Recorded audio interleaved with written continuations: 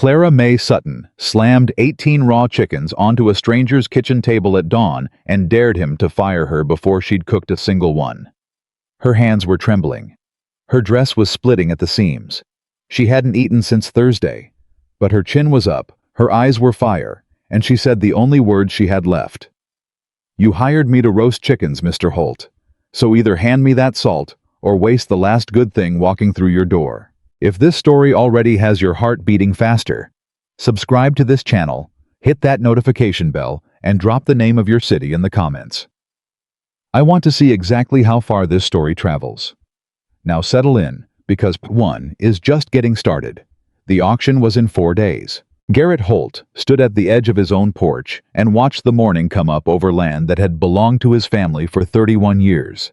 And he felt nothing but the particular cold that settles into a man's chest when he already knows how a thing is going to end. He hadn't slept.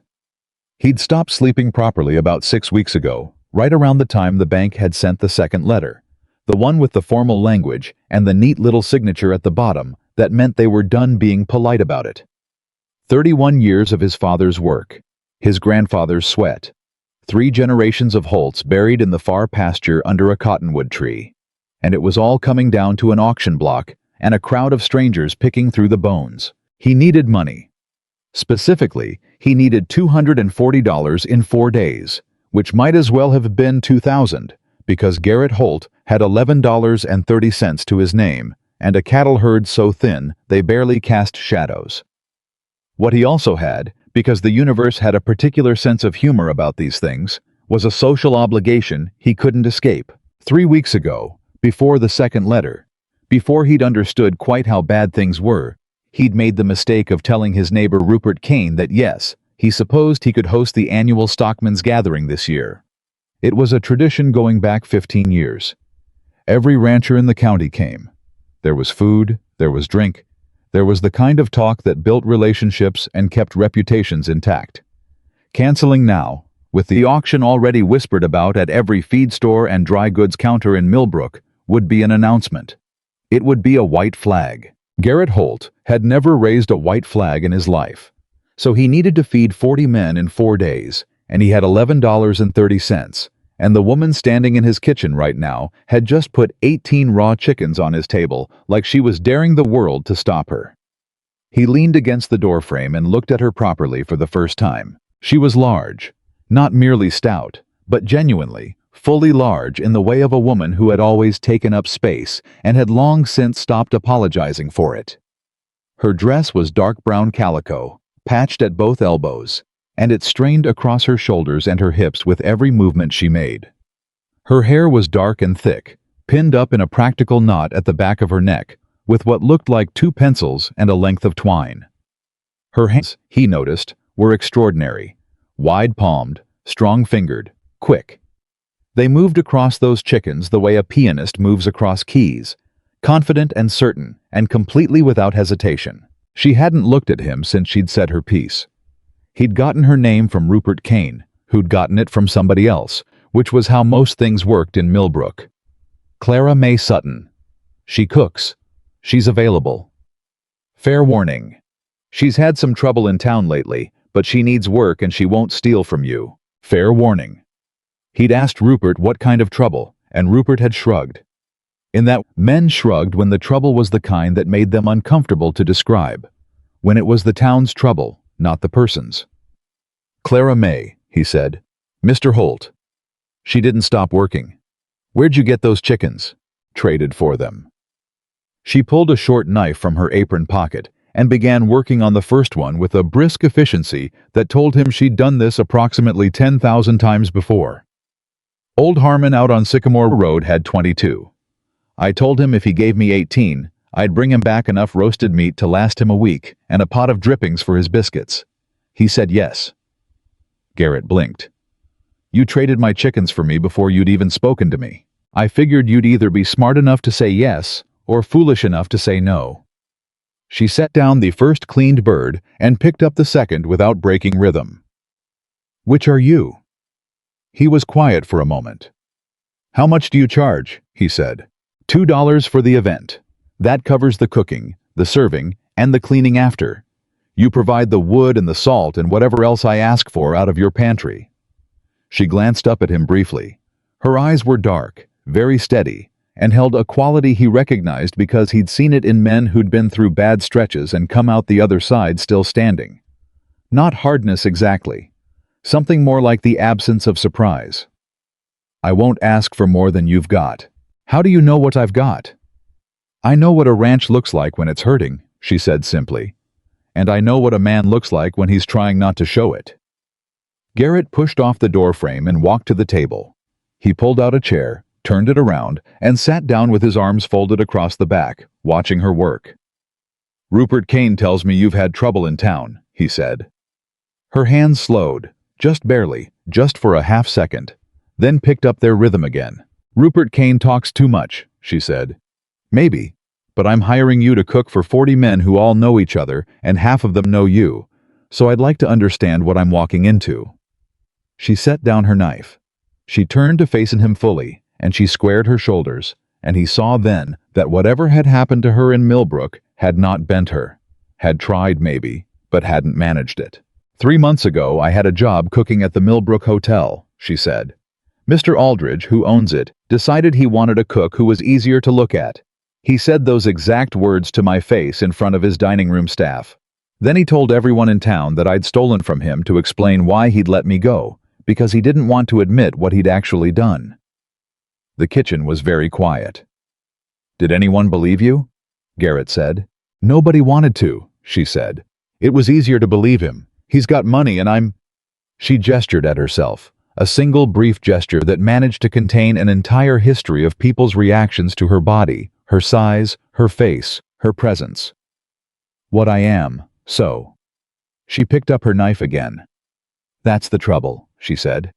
"If you want me gone, say so now, and I'll take my chickens back to Harmon."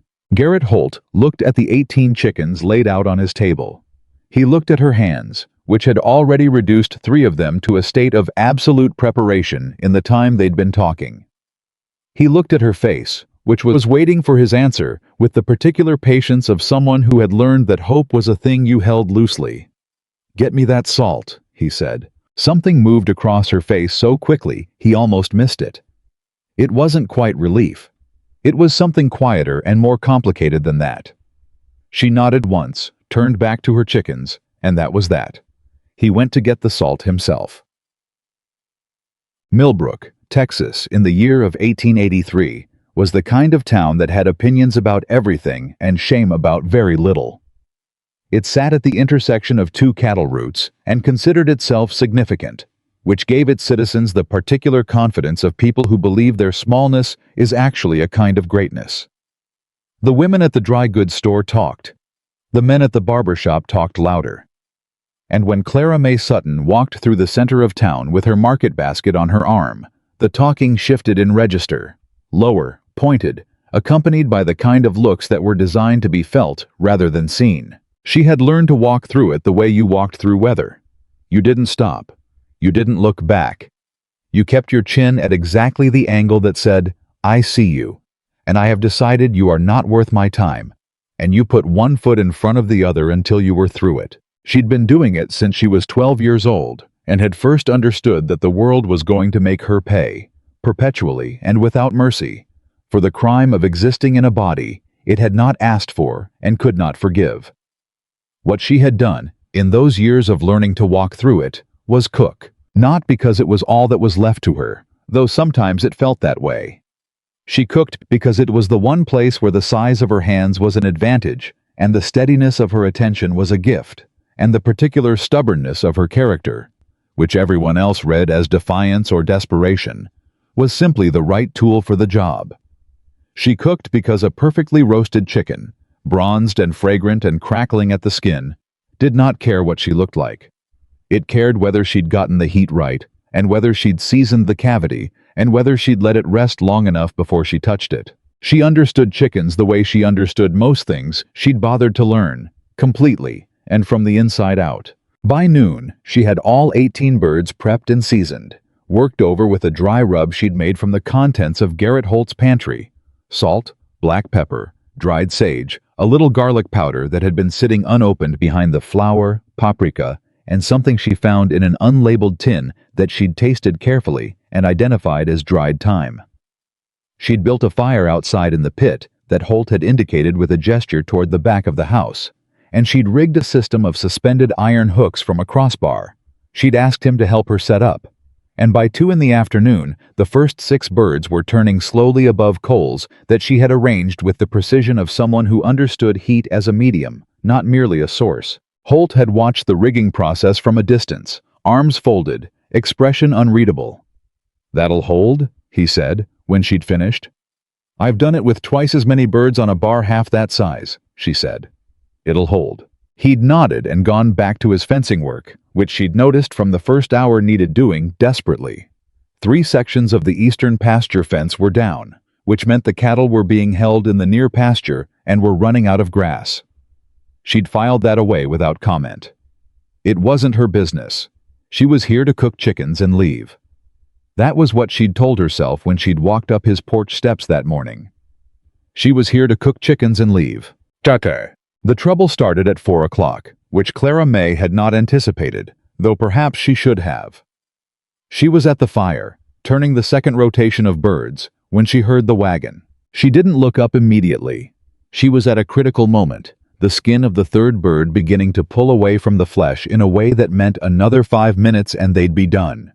But she heard the wheels, and then she heard the voice, and the voice made her stomach drop in a way that 18 years of cooking under difficult circumstances had not quite managed to cure her of. "Well, Lord in heaven," said Adelaide Crane, Rupert's wife, a tall, sharp-faced woman who functioned as Millbrook's primary social authority, and who had been Clara May's most dedicated opponent since the hotel incident. "Is that the Sutton woman? On the Holt property?"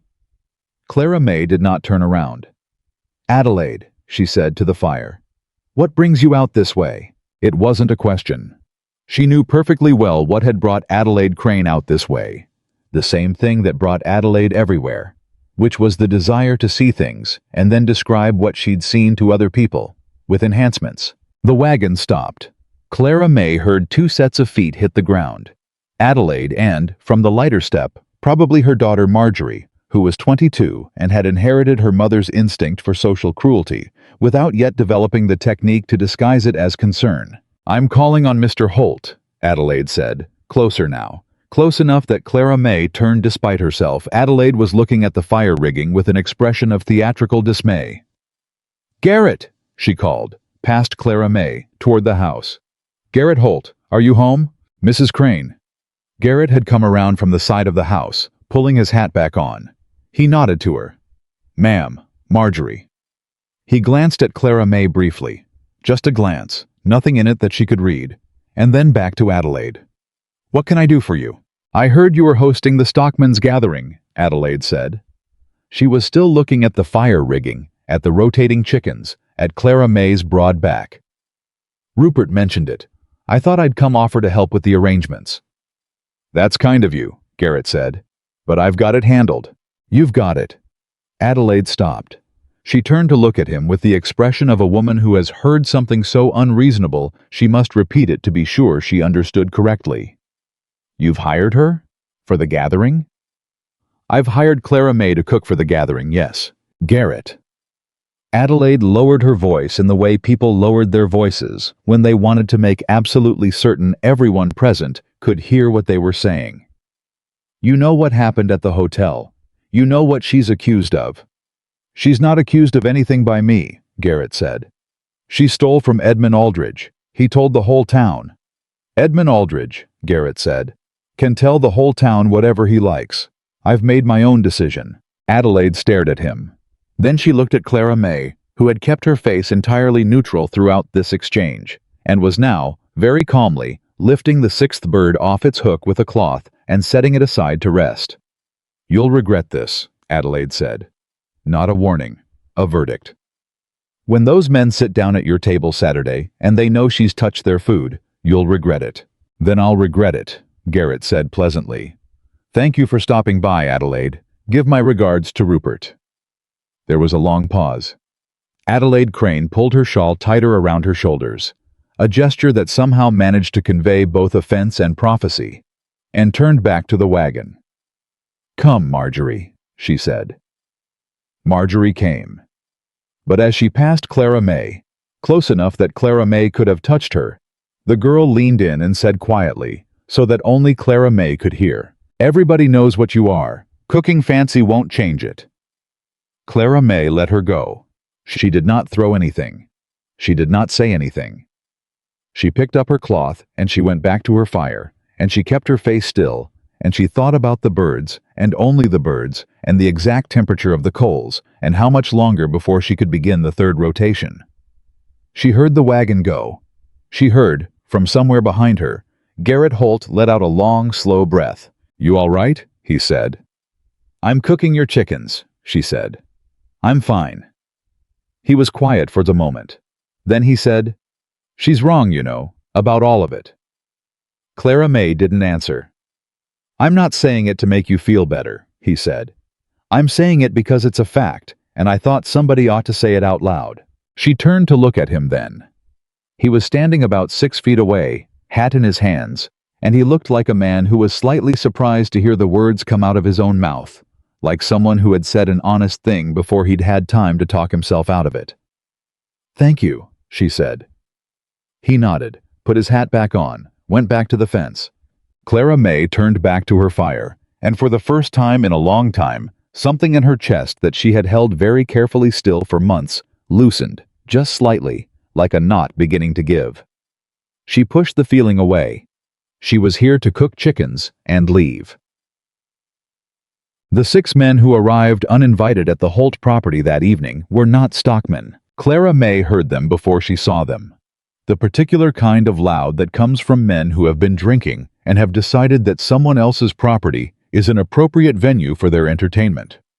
She was carrying the last 4 birds into the smokehouse to rest overnight, when the sound of horses and raised voices came from the front of the house, and she stood very still in the doorway of the smokehouse for a moment, listening. She heard Garrett's voice, low and controlled. She heard another voice, higher and aggressive, that she recognized without pleasure as belonging to Tommy Aldridge, Edmund's nephew, 24 years old, and possessed of the particular confidence of a young man who has never experienced any consequence for anything. She set down the birds. She went around the side of the house.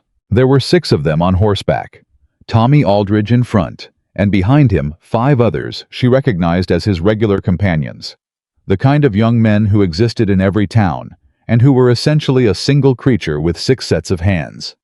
They were positioned between Garrett and his front gate, which was not an accident. "Just saying," Tommy was saying, in the tone of someone who was not just saying anything at all, "that it seems like bad judgment, Holt. Hiring a thief and a—" He stopped when he saw Clara May come around the corner. His face shifted into something that was trying to be a grin, but kept sliding into a sneer. "Well, speak of the devil." "Tommy," Clara May said, "we were just talking about you." He looked at his companions, who made appreciative sounds. "Telling Mr. Holt here about your reputation. Seems like he hadn't heard." "He's heard," Garrett said. "I made my own judgment. And that's fine, that's fine." Tommy leaned forward in his saddle. He was looking at Clara May with an expression she had seen before. Not attraction, nothing as simple as that, but the particular pleasure some men took in making someone else understand exactly how small they were. "I just wanted to make sure she knows. My uncle knows she's here, and he wanted me to pass along that if anything goes missing off this property." "Nothing's going to go missing off this property," Garrett said. "Just making sure she understands the—" "Tommy." Garrett's voice had changed. It was still even, still controlled, but something had entered it that made Tommy's horse shift sideways. "You've delivered your message. Now you can turn around and go back the way you came, or you can get down off that horse and we can discuss this differently. Your choice." Silence. Tommy looked at Garrett. Garrett looked back at Tommy. Then Tommy Aldridge looked at Clara May, and she looked back at him, steady and still, with the expression she had perfected over 18 years of this exact conversation, the expression that said, "I have survived every version of you, and I will survive this one." And something in him seemed to find the situation less entertaining than it had been 30 seconds ago. He turned his horse. "Let's go," he said to his companions. They went. The silence afterward, was the particular kind that happens when a threat leaves a space that was too small to contain it. Clara May walked past Garrett toward the smokehouse door, which she had left open. "I'm sorry," she said, without stopping, "that you had to deal with that." "Don't apologize for other people's behavior," he said behind her. She stopped. She turned around. I was still looking at the gate where Tommy and his men had gone through, and his jaw was set hard, and he looked like a man who was doing significant internal work to keep his hands unclenched. "You've been dealing with that since Aldridge fired you," he said. It wasn't a question. "More or less," she said. 3 months. "Yes." He turned to look at her then. He had very dark eyes. She hadn't noticed before, in the kitchen, with her attention on the birds. And they held something she couldn't quite name, something between anger and apology, like a man who was sorry for something he hadn't done. "You've still got work here through Saturday," he said. "Nobody's going to run you off before then." She looked at him for a moment. "I appreciate that," she said. "And after Saturday?" He stopped. He seemed to be working something out. "After Saturday, I'd like to talk to you about something, if you're willing." "What kind of something?" He looked at the house, at the land around it, at the fence that still needed fixing, at the thin cattle moving in the near pasture. He looked at all of it for a long moment, with the expression of a man who is trying to find a way to say a hard thing without making it sound like more than it is. "My situation," he said finally, "and possibly yours." Clara May was quiet for a moment. "I'll hear what you have to say," she said. She went inside to check on her chickens. Behind her, Garrett Holt stood at the edge of his porch and watched the last of the light go out of the western sky, and for the first time in 6 weeks, he did not feel entirely alone in what was coming. He didn't know what to do with that feeling yet, but he held on to it anyway, the way a man holds on to something small in the dark, carefully and with both hands. The next morning brought 2 things Garrett Holt had not expected. The first was that Clara May Sutton arrived before sunup, while he was still at the woodpile, and she arrived with 4 things tied up in a cloth bundle: dried rosemary, dried lemon peel, a small sack of coarse sea salt she'd gotten from somewhere he didn't ask, and a paper of something she identified as smoked paprika, that she said she'd had at the back of her own pantry for a year, and hadn't found a good enough use for until now. "I'm going to baste them this morning," she said, walking past him toward the smokehouse without breaking stride. "They'll need it before the coals start. Have you got a proper basting brush, or should I improvise?" "Shelf above the second window," he said. She nodded and was gone. He watched her go and thought. She remembered to bring her own ingredients, which meant she'd thought about this job on her own time, in her own home, wherever that was. She'd thought about his chickens and his guests and what those birds needed, and she'd woken up before sunrise to address it. He went back to splitting wood. The second thing he had not expected was the boy. He showed up around 8 o'clock, maybe 12 years old, skinny, with ears too large for his head, and a look on his face that said he'd been sent somewhere he wasn't sure about. He knocked on the front door, and when Garrett answered, he held out a folded note. "Mrs. Crane sent me," he said. "Said to give this to you and wait for an answer."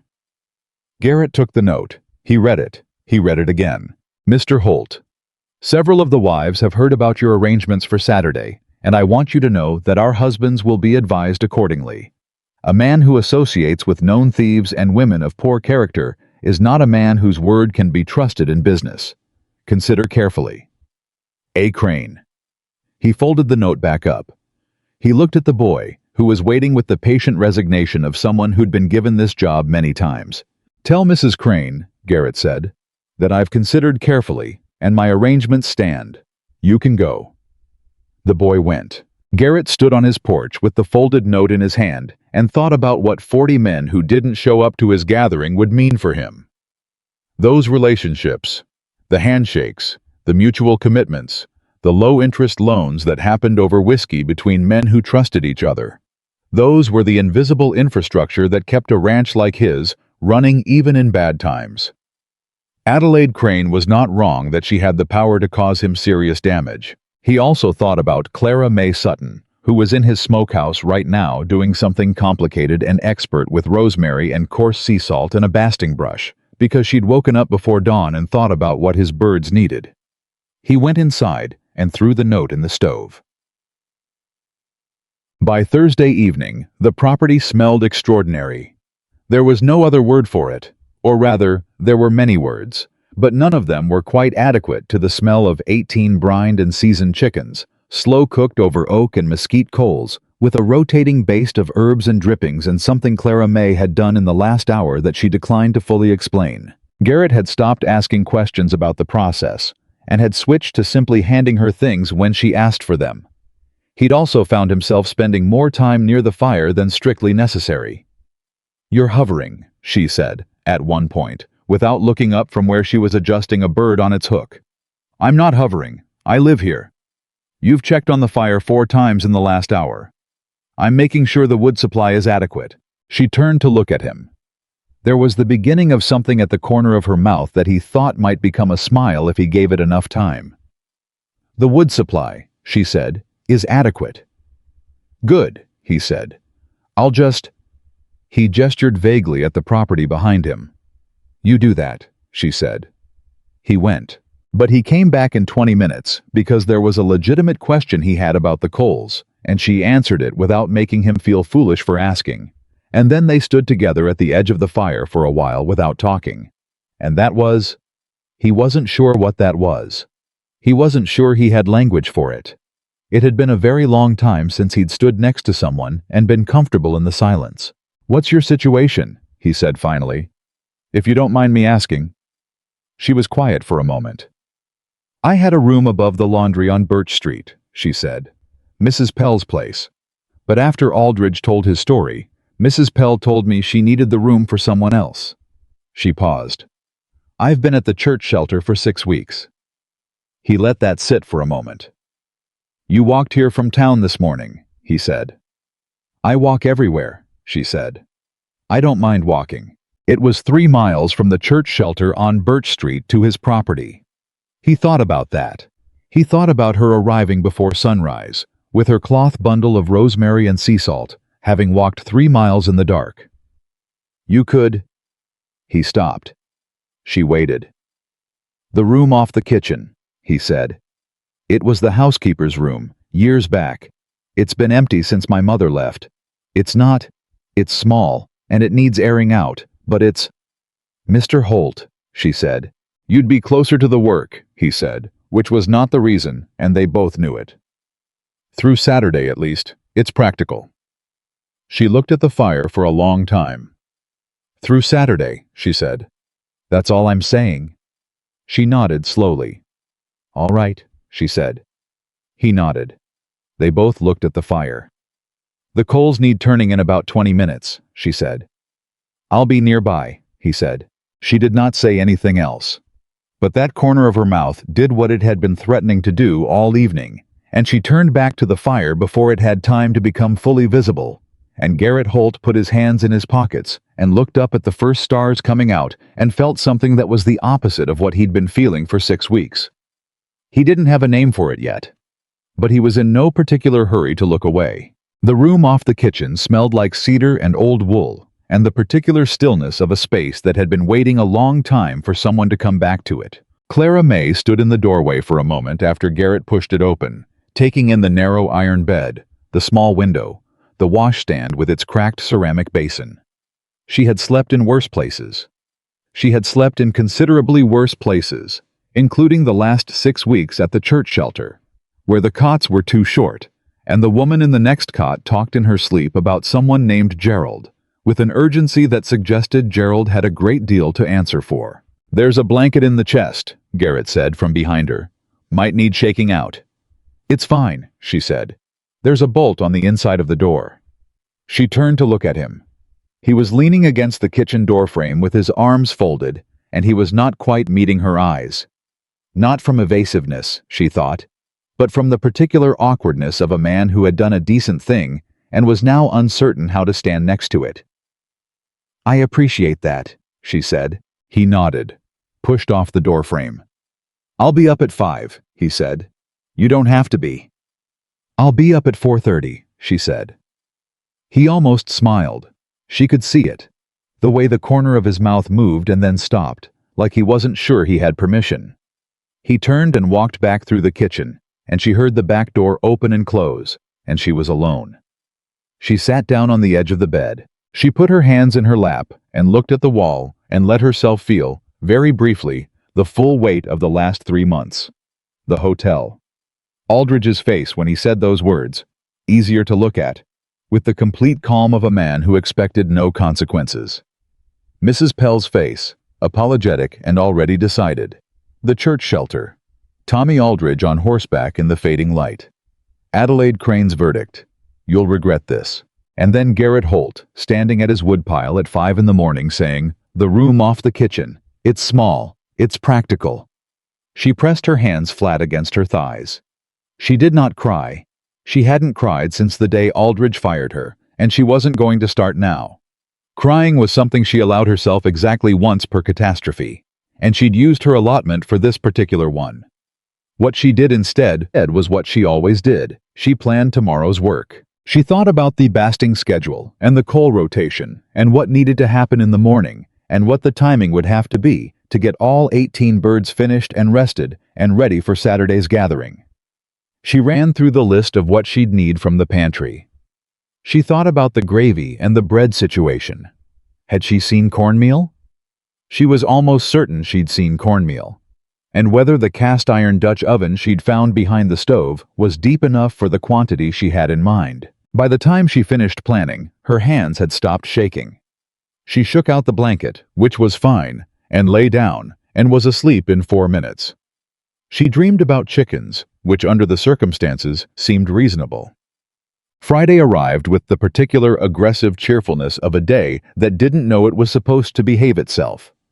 It was bright and windy, and the coals were difficult in the wind, which meant Clara May had to build a windbreak from the stacked lumber she found along the side of the smokehouse, which meant the whole morning's schedule ran 40 minutes late, which meant she was still at the fire when the first wagon arrived at 9 o'clock. She heard it before she saw it, same as always. But this time, it wasn't Adelaide Crane.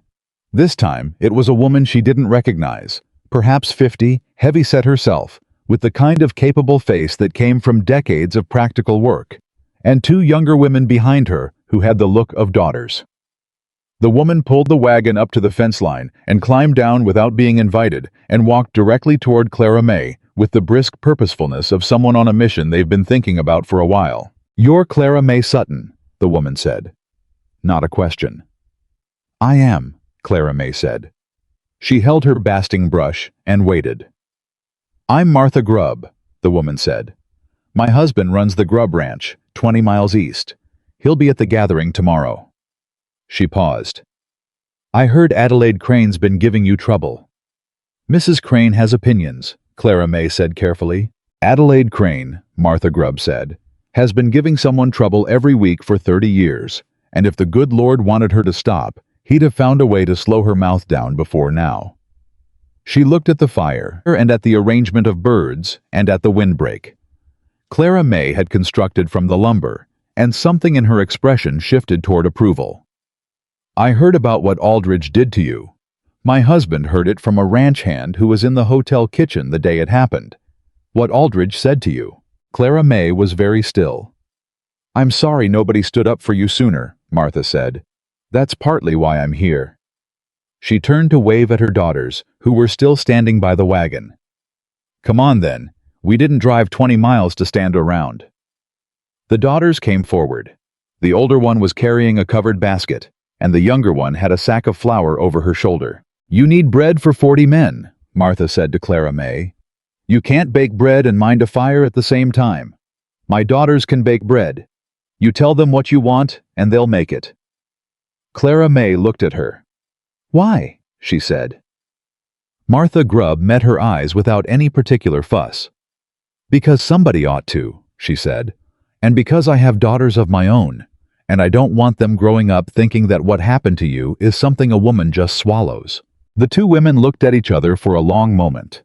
Clara May nodded. "The cornmeal's on the 3rd shelf in the pantry," she said. "I want cornbread, not loaf bread. It'll go better with the drippings. There's a Dutch oven behind the stove, but check it for rust first. And if you can find where he's got his buttermilk, use that instead of regular milk. It'll make the difference." Martha's older daughter, she said her name was Rose, was already moving toward the kitchen door. "And tell him I said you could use the kitchen," Clara May called after her. "He'll say yes, but tell him I said so." Martha Grubb made a sound that was something between a laugh and an acknowledgement. She pulled a small stool out of the back of her wagon and set it near the fire. "Now," she said, sitting down with the authority of a woman who had decided she was going to be useful and wasn't going to be moved, "tell me what you're doing with those birds, because I have never in my life smelled anything quite like that, and I want to know why."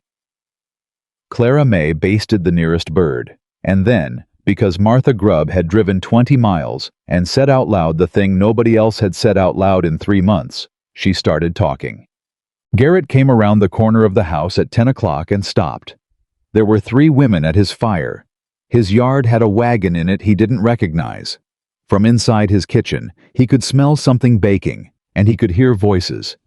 He stood there for a moment, hat in his hand. Clara May looked up from the fire. "Martha Grubb," she said, nodding toward the heavy-set woman on the stool. "Her daughters are using your kitchen. I told them you'd say yes." "He says yes," Garrett said. He looked at Martha Grubb, who was looking back at him with the evaluating expression of a woman who had formed an opinion and was deciding whether to share it. "Mr. Holt," she said, my husband thinks well of you. He was sorry to hear about your circumstances." "That's kind of him," Garrett said. "He'll be here tomorrow with his word and his handshake," Martha said. "And I've told 3 other wives the same thing I told myself. If Adelaide Crane wants to stay home on principle, that's her business. But the rest of us are going to eat these chickens and say thank you."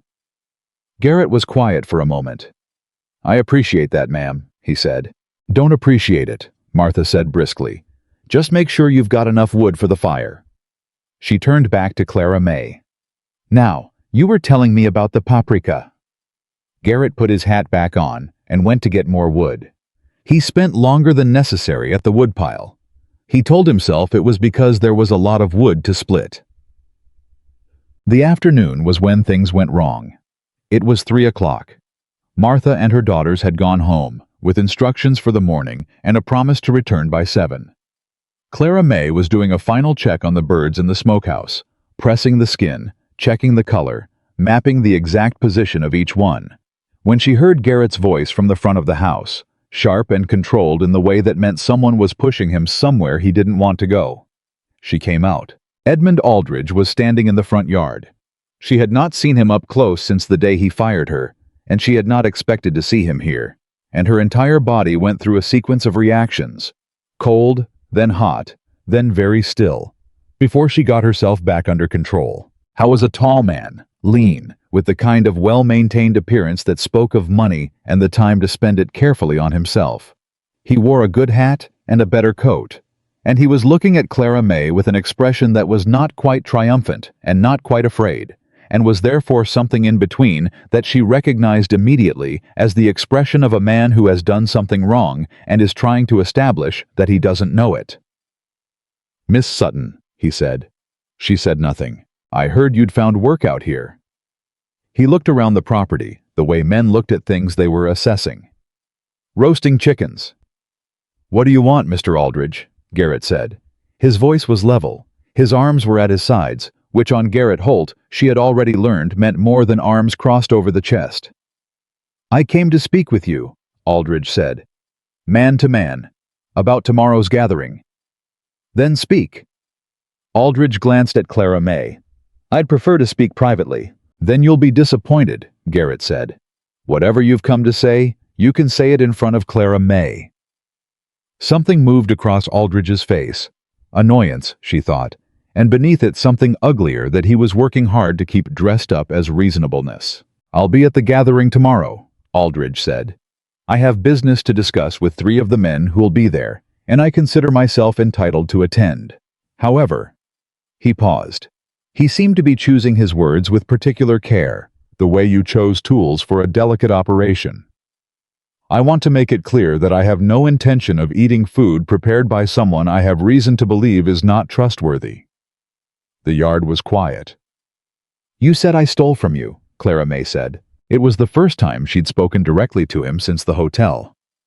Aldridge turned to look at her with the expression of a man who had not expected to have this conversation, or had expected to have it very differently. "I said what I knew," he said. "You said what was convenient," she said. Her voice was even. She had practiced this evenness for a long time. She had needed it so many times that she'd stopped thinking of it as a choice and had started thinking of it as a skill, like basting. "You wanted a reason. I was the reason you used. Now listen here." "She's speaking," Garrett said. The sheer flatness of it stopped Aldridge mid-word. Clara May continued. "I worked in your kitchen for 7 months. I came in early and I stayed late, and your dining room had a reputation it did not have before I got there. You know that. Every man who ate at your hotel in those 7 months knows that." She took one step forward. She was not a small woman, and the step meant something. "You looked at me and decided you wanted something else standing at your stove, and that was your right, because it's your hotel. But the lie was not your right. The lie was a choice you made because you didn't want to be uncomfortable about the truth." Aldridge's jaw was tight. "I don't have to stand here and be lectured by—" "No," Garrett said.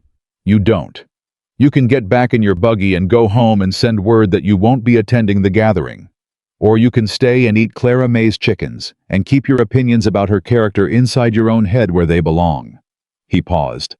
"But you're not going to stand in my yard and call her untrustworthy while I'm standing right here.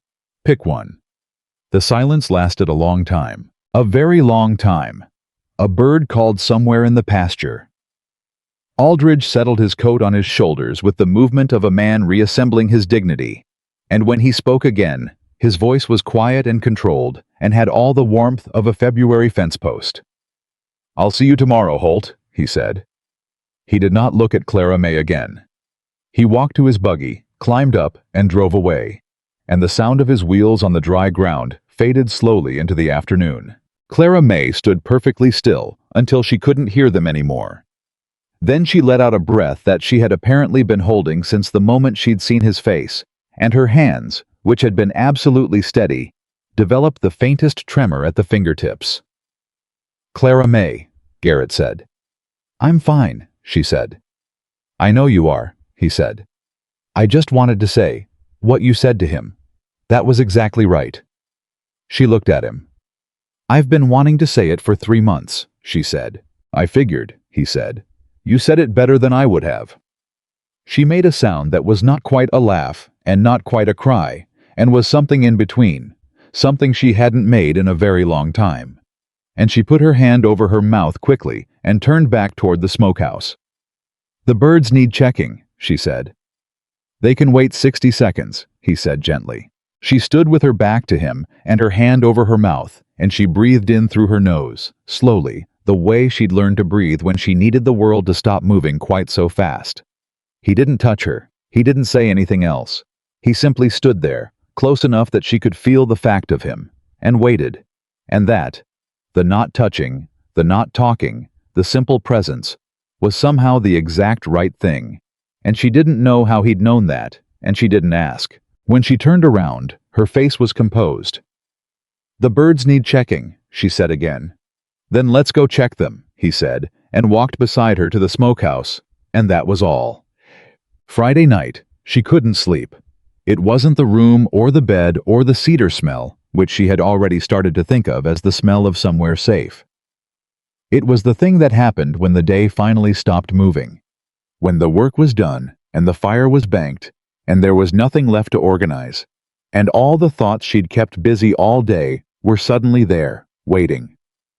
She thought about tomorrow, 40 men and their opinions, and Edmund Aldridge sitting at a table she'd set and eating food she'd cooked, and whether that would be satisfying or whether it would be the most complicated thing she'd ever had to stand in the middle of. She thought about Martha Grubb, who had driven 20 miles and sat on a stool by her fire and said somebody ought to, and meant it. She thought about Garrett Holt standing in his yard telling Edmund Aldridge to pick one. She turned over in the narrow bed and looked at the ceiling.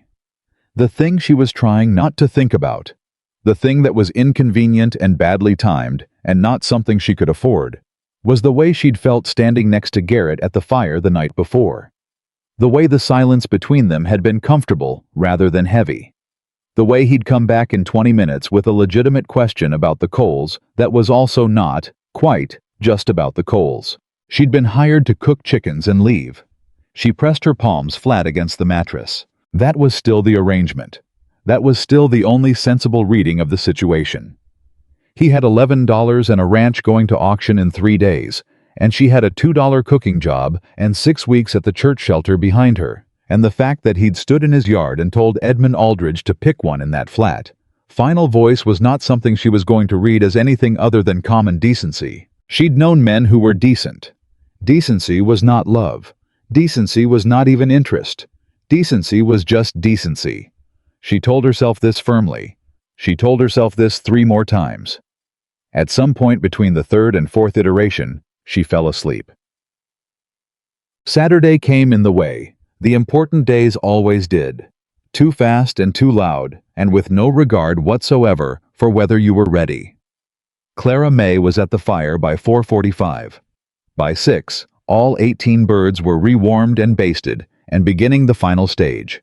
And the smell had moved from the yard to the road to, she suspected, approximately half a mile in each direction. By 7, Martha Grubb's wagon was back, and Rose and her sister had taken over the kitchen again, with the confident efficiency of people who had received their instructions and did not require supervision.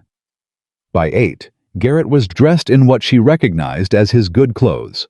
A clean dark shirt, his best boots, a hat that had been brushed, and he looked nothing like a man whose ranch was going to auction in 3 days, except for his eyes, which looked exactly like that. He came to stand by the fire.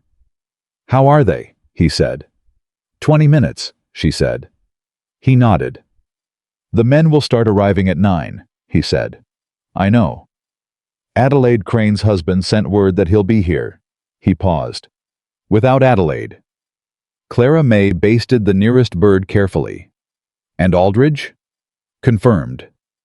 She said nothing. He looked at the side of her face for a moment. "You don't have to be visible," he said. "You can run it from the kitchen. Nobody needs to know." "They'll know," she said. "Clara." "They'll smell it," she said. "And they'll ask who cooked it. And you'll tell them, or you won't. But either way, they'll find out." She set down the basting brush and turned to face him. "I'm not going to hide in your kitchen, Mr. Holt. I cooked those birds. I'm going to stand next to them when they're served." He looked at her for a long moment. "All right," he said. "I'm not asking for your permission," she said, and then, because that had come out harder than she'd intended, "I'm telling you so you're not surprised." "I'm not surprised," he said. "And I wouldn't have asked you to hide." He held her gaze steadily. "I just wanted you to know it was an option, that's all." She looked back at him. His eyes, which she'd described to herself as dark, were in fact a particular shade of brown with something warmer underneath. Amber, maybe, or something older than that. And they were looking at her with a directness that she was going to have to stop cataloging if she wanted to remain sensible about this situation. 20 minutes, she said again, and turned back to the fire. He almost smiled. She heard it in the way he didn't say anything before he walked away. "Chug." The first wagons arrived at 9:15, and by 10:30, Garrett Holt's yard had 41 men in it, which was one more than expected, because Earl Matson had brought his brother-in-law from Abilene, who was in the cattle business and had heard about the gathering secondhand, and asked if he could come. Garrett had said yes, because 41 men was not the problem. The problem was everything else, and in the meantime, the problem could wait, because Clara May had just signaled from the fire that the birds were ready, and the smell that rolled across the yard when she started lifting them onto the serving boards was a physical event. The talking stopped, not all at once. It faded, in waves, from the far end of the yard toward the fire, as man after man became aware of something happening in his immediate sensory vicinity that was more important than whatever he'd been saying. Earl Matson's brother-in-law said, "Lord Almighty," which was generally agreed to be accurate. Clara May worked without hurrying. She lifted each bird with the practiced ease of someone who has done this 10,000 times and knows the weight and the heat and the right angle, and she set them on the boards, and she did not look at the men watching her, and she did not look at Garrett, who had come to stand about 10 feet to her left, where she could see him without looking like she was looking. Edmund Aldridge was on the far side of the crowd. She knew where he was without looking. She'd known since he arrived. "Who cooked these?" said a man near the front. Hanks, she thought, one of the larger ranchers, a square-built man with a gray beard who Garrett had pointed out earlier as someone worth impressing. Clara May set down the last board. "I did," she said. The yard was very quiet. Hanks looked at her. He looked at the birds. He looked at Garrett. "They yours?" he said to Garrett. "She's working for me," Garrett said. "Name?" said Hanks. "Clara May Sutton," she said, before Garrett could. Something moved through the crowd. She felt it more than heard it, the ripple of recognition, the name passing from one man to the next. She kept her chin exactly where it was, and her hands exactly where they were, and her face exactly the expression she'd practiced. Hanks looked at her for another 3 seconds. Then he said, "Well, serve 'em up." And that was that, or almost that, because as the men moved toward the serving boards, and the yard filled again with voices, and the sound of the gathering beginning to be what it was supposed to be, there was a moment, a single, specific moment, that Clara May would carry with her for years afterward. Edmund Aldridge had to walk past her to reach the food. Hein knew it, and she knew it, and there was no way around it without being obvious. And Edmund Aldridge was, above all other things, a man who would not allow himself to be obvious. So he walked past her. He did not look at her. He reached the serving board, and he took a piece of chicken, and he put it in his mouth, and she watched. She could not help watching. As his jaw worked, and the flavor hit, and something crossed his face that he absolutely did not want there, and absolutely could not prevent. He chewed. He swallowed. He took another piece. He never looked at her. But the man next to him, an older rancher she didn't know, said, loudly enough for anyone nearby to hear, "Best thing I've eaten in 5 years, maybe 10. And Aldridge, who was good at keeping his face arranged, could not quite stop his jaw from tightening. Clara May picked up her basting brush and went to tend the remaining birds. She did not smile. She saved it for later, when she was alone, and when she finally let it happen, it was not the small complicated thing she'd been allowing herself at the corner of her mouth for 2 days. It was the real thing. It lasted a long time. The gathering went 3 hours. She served and tended and answered questions when the men asked them.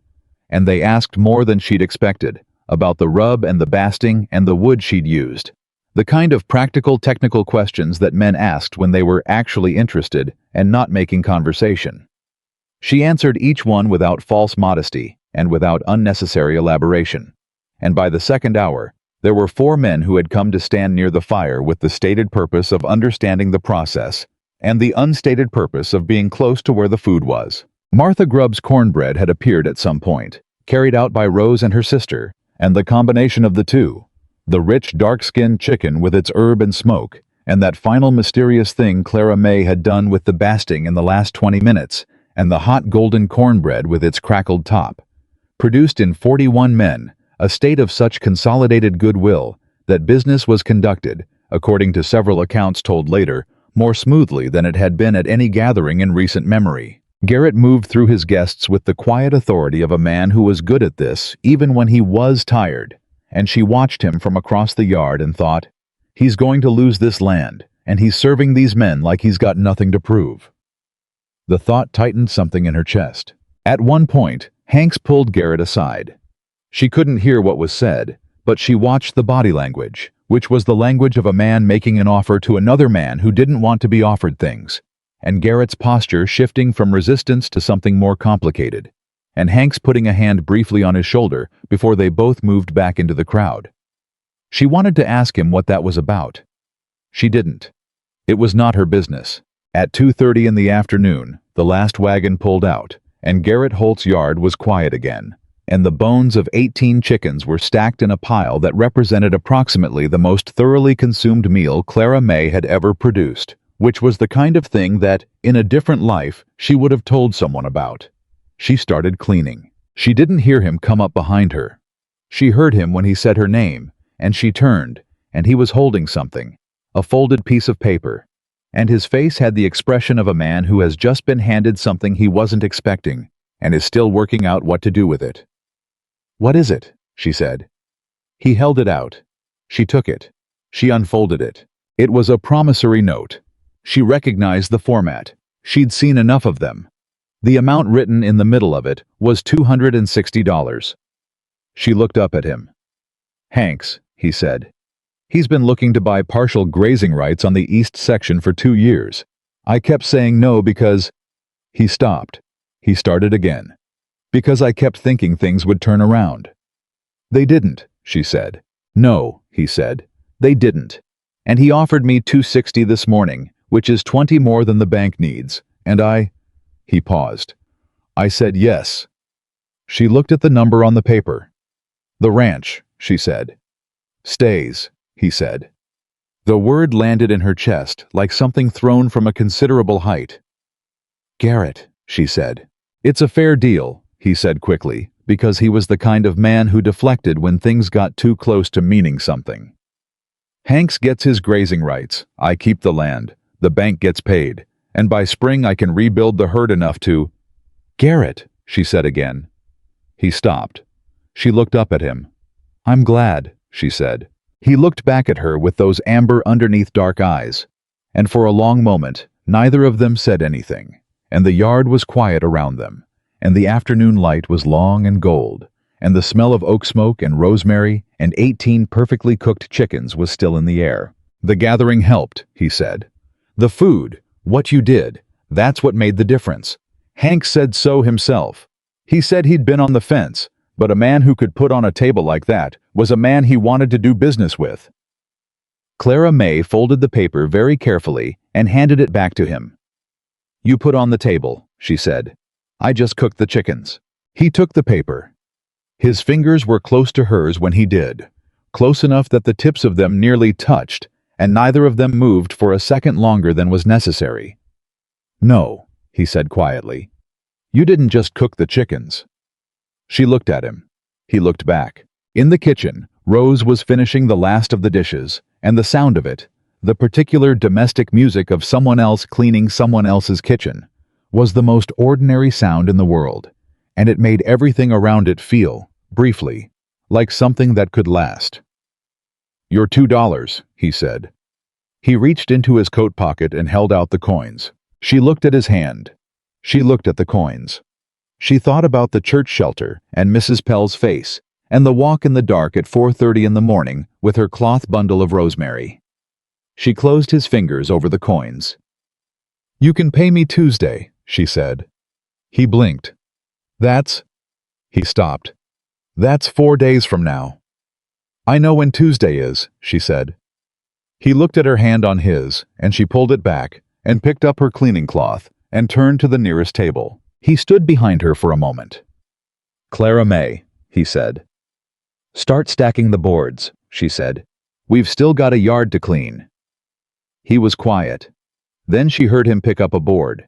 She kept her back to him so he wouldn't see what her face was doing. The afternoon moved around them, long and golden and patient, the way afternoons in the late Texas autumn moved when they were not yet ready to become evening. And Clara May Sutton cleaned up the evidence of the most important meal she'd ever cooked, and thought about Tuesday, and let herself, for the first time in a long time, not already know how everything was going to end. Show more. Tuesday came and went without Garrett paying Clara May her $2. Not because he forgot. She could see clearly that he had not forgotten. She caught him twice on Monday with the particular expression of a man who is about to say something and then decides against it, and both times he went back to whatever he was doing without saying it. She didn't push. She understood, in the way she understood most things about people, that the $2 had become something more than $2, and that Garrett Holt needed time to figure out what to do with that. What he did, on Tuesday morning, was ask her to stay. Not in those words. He would not have been capable of saying it in those words.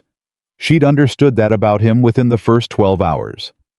What he said was, "The east fence still needs work, and I'm short-handed, and the kitchen's been in better shape this week than it's been in 2 years, and if you were interested in a more permanent arrangement." "What kind of arrangement?" she said. They were at the kitchen table. She had made coffee. It was 6 in the morning, and the light was coming in sideways, and they had been dancing around this conversation since Saturday afternoon, and they both knew it. "Cooking," he said. "And managing the house. What you've been doing." He looked at his coffee cup. "I can pay $3 a week, with the room." She looked at him. He looked at his coffee cup. "That's a fair wage," she said. "I know it is," he said, in a tone that suggested he knew it wasn't quite what they were actually talking about.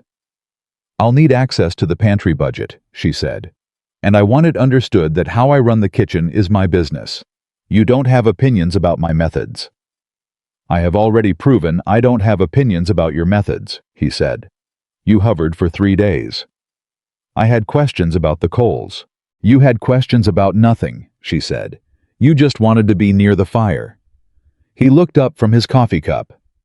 There was something in his face, not embarrassment exactly, but the expression of a man who has been seen clearly by someone and has not yet decided whether to be grateful or alarmed about it. $3 a week," she said. "Access to the pantry budget. Sundays are mine." "Sundays are yours," he said. "And you owe me $2 from Saturday." He reached into his pocket and put 2 silver dollars on the table between them. She picked them up. "All right," she said. He nodded. She stood up to refill both their coffees, and he watched the way she moved through his kitchen. His kitchen, which she had reorganized in 4 days in ways that made everything more logical and accessible. And he thought, very carefully, about the difference between what he'd offered and what he'd meant, and whether she knew, and whether it mattered yet. He decided it mattered. He decided not to say so. The morning went on. The first week settled into a pattern that felt, to both of them, like something that had been waiting to exist. Clara May cooked. She managed the pantry with the focused efficiency of someone who had been doing more with less for so long that abundance made her slightly suspicious, and she began to transform the Holt kitchen from a place where a man had been eating whatever didn't require significant effort into a place that produced 3 real meals a day and smelled, by evening, like something worth coming home to. Garrett worked the ranch. He fixed the east fence and moved the cattle to the back pasture where there was still good grass, and he began the careful process of figuring out what rebuilding looked like, which animals to keep, which to sell, what the East grazing rights deal with Hanks meant for his rotation schedule. He was not a man who let himself be idle when there was work to do, and there was always work to do. And Clara May watched, from the kitchen window and from the corners of conversations, as he began to look incrementally less like a man waiting for catastrophe and more like a man who had work to do. They ate breakfast together most mornings because it was practical. They ate dinner together most evenings for the same reason. Neither of them announced this. It simply happened, and then kept happening, and on the 4th evening, when Garrett came in and sat down at the table, and she set a plate in front of him and sat down across from him, he said, "You're eating too, right?" And she said, "Obviously," and he said, "Good." And that was as close to an official acknowledgement as either of them came for the first 10 days.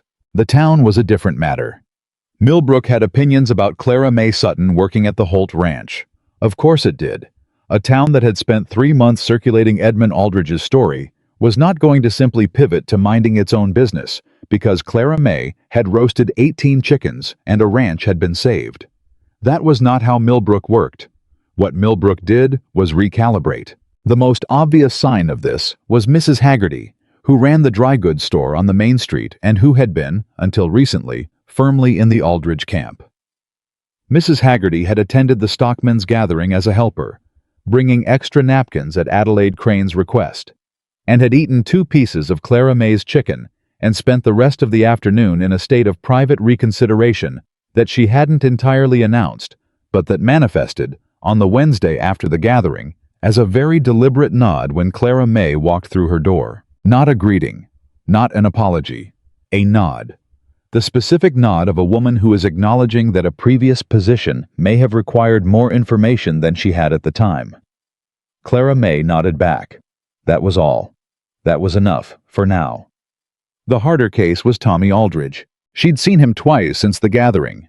Once at the feed store, where he'd looked at her with the particular expression of a young man who has made a show of force that didn't work and hasn't yet figured out what to do next, and once on the road back from town, where he'd been on horseback with two of his usual companions, and they'd passed each other with no acknowledgement, and she'd felt his eyes on her back all the way to the turn in the road. She hadn't told Garrett about the second one. She'd told herself it was because it wasn't worth mentioning. Nothing had happened. There had been no confrontation. Just a young man on a horse who'd looked at her too long, and she'd been looked at too long by men her whole life, and had survived every one of them. She hadn't told herself the other reason, which was that she wasn't sure what Garrett would do about it, and she wasn't sure she was ready to find out. It was 12 days after the gathering when the first real trouble came. It was a Thursday.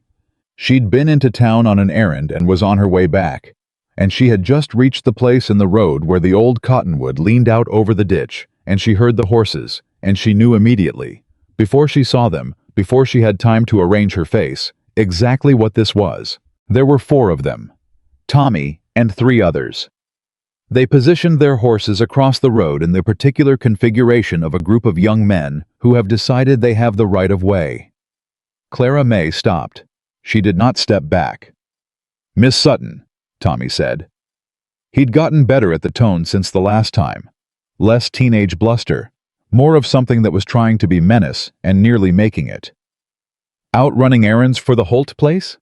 "I'm on a public road," she said. "Sure you are." He nudged his horse forward a few feet. Not enough to touch her, just enough to make the point about the distance. "I've been hearing things about you and Holt." "You've been hearing things about 2 people cooking and mending fence," she said. "I imagine that's thrilling news." One of his companions laughed, a surprised laugh, the kind that happened when someone said something sharper than expected. Tommy's expression tightened. "My uncle's not done with you," he said. "You might think that gathering made you somebody.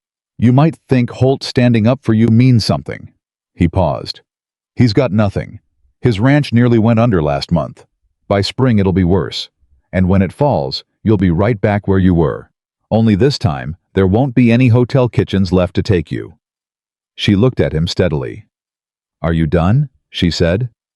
His jaw tightened. "Because you're blocking a public road," she said, "and I have bread in the oven." She walked forward, not around them. Through the gap between Tommy's horse and the horse to his left, the gap that was just barely wide enough for a woman who was accustomed to taking up space and not apologizing for it.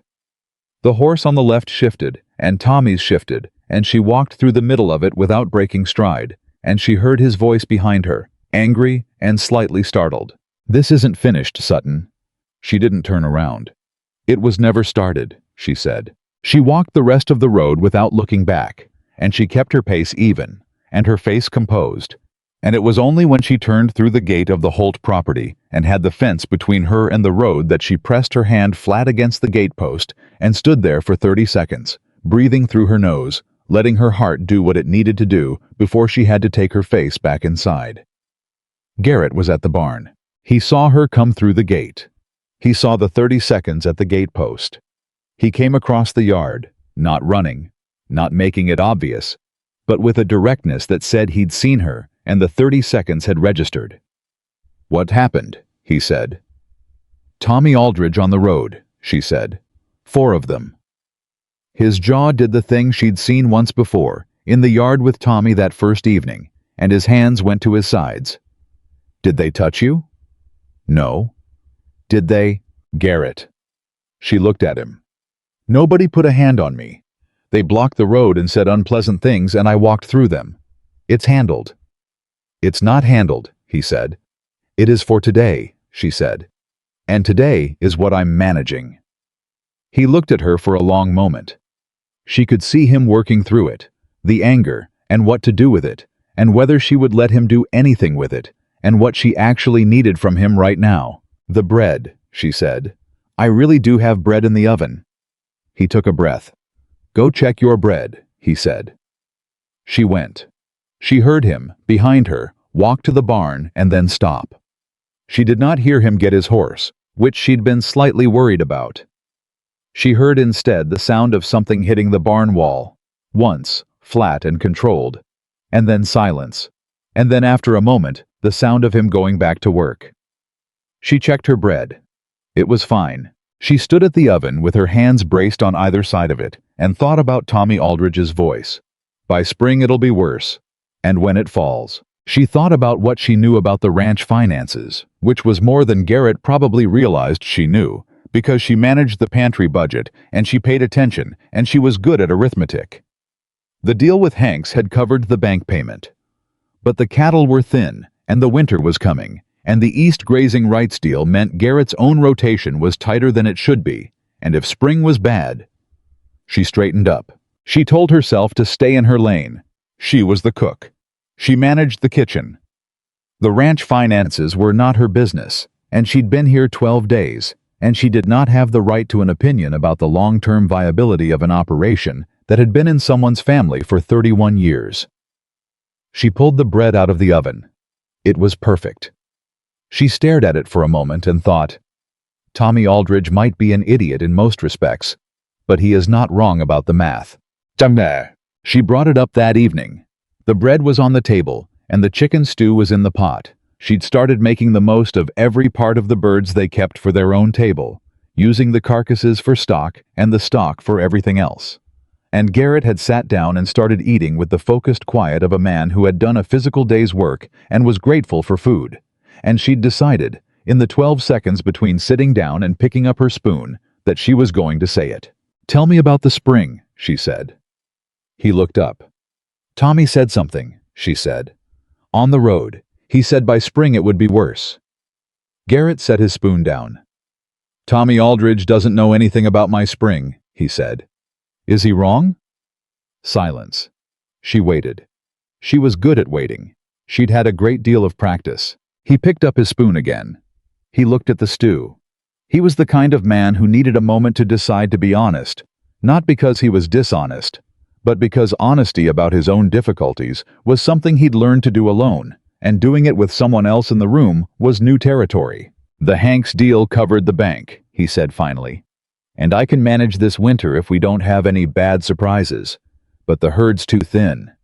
Come spring, I need to be buying cattle, not just maintaining what I've got, and I don't have buying money." "How much buying money?" she said. He looked at her. "Clara May." "How much?" He told her. She did the arithmetic in her head, which took approximately 3 seconds. "What are the options?" she said. He looked at her with the expression of a man who was either going to be irritated by this conversation or grateful for it, and who hadn't yet decided which. "Why are you asking about my ranch finances?" he said. "Because I live here," she said simply. "And because you told me what you needed from the Hanks deal before it happened. And that turned out fine.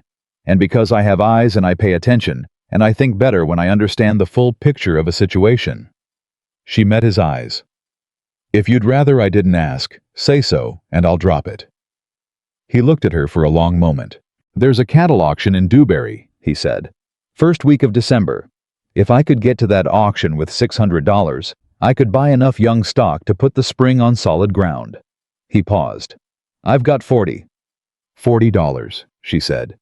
$40 and a deal with Hanks that doesn't free up cash until March. She was quiet. "What else have you got?" she said. "What do you mean?" "I mean, what else is on this property that has value? Not the land. I know the land's tied up. What else?" He stared at her. "You're not going to let this go," he said. "You can tell me to," she said. He didn't. He was quiet for a long moment, looking at the table, running through things in his head. She could see him doing it. The inventory, the evaluation, the reluctant arithmetic. "My grandfather's silver," he said finally. "Service for 12. It's in the chest in the back room. I've always thought I'd hold on to it." He stopped. "How much is it worth?" she said. "I don't know. A couple hundred, maybe, if the right buyer." "What else?" "Clara May." "What else, Garrett?" Something shifted in his face. The resistance, and then something that was on the other side of resistance. Something that looked, she thought, like relief. Like the particular relief of finally saying out loud the thing that's been too heavy to carry in silence. My father's horse, he said. Beaumont. He's 12 years old, he's trained for cutting, and he's worth $400 to anyone who knows horses. Probably more. He stopped. My father bred him. He raised him. He stopped again. Clara May looked at her stew. She looked at Garrett. How much do you need beyond what you've got? She said. 560, he said. To get to 600. She was quiet. He looked at her. Don't, he said. Don't what? Don't? Whatever you're thinking, whatever you're about to offer, don't. I haven't offered anything, she said. You're think? She looked at him. He was looking back at her with the expression of a man who has been looked after before in ways he didn't ask for and didn't want, and who has confused accepting help with being diminished by it. Garrett, she said, I have $43 in savings. I saved it over 3 months at the church shelter by eating 1 meal a day and not spending anything I didn't have to spend. It's mine, and I can do what I like with it.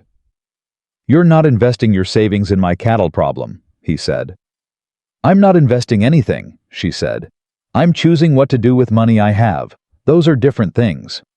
Clara, and, she said, over him, I'd like you to hear the rest of what I'm saying before you decide how to respond. He closed his mouth. She folded her hands on the table. $43 from me, $200 from the silver, maybe more if I'm the one doing the selling.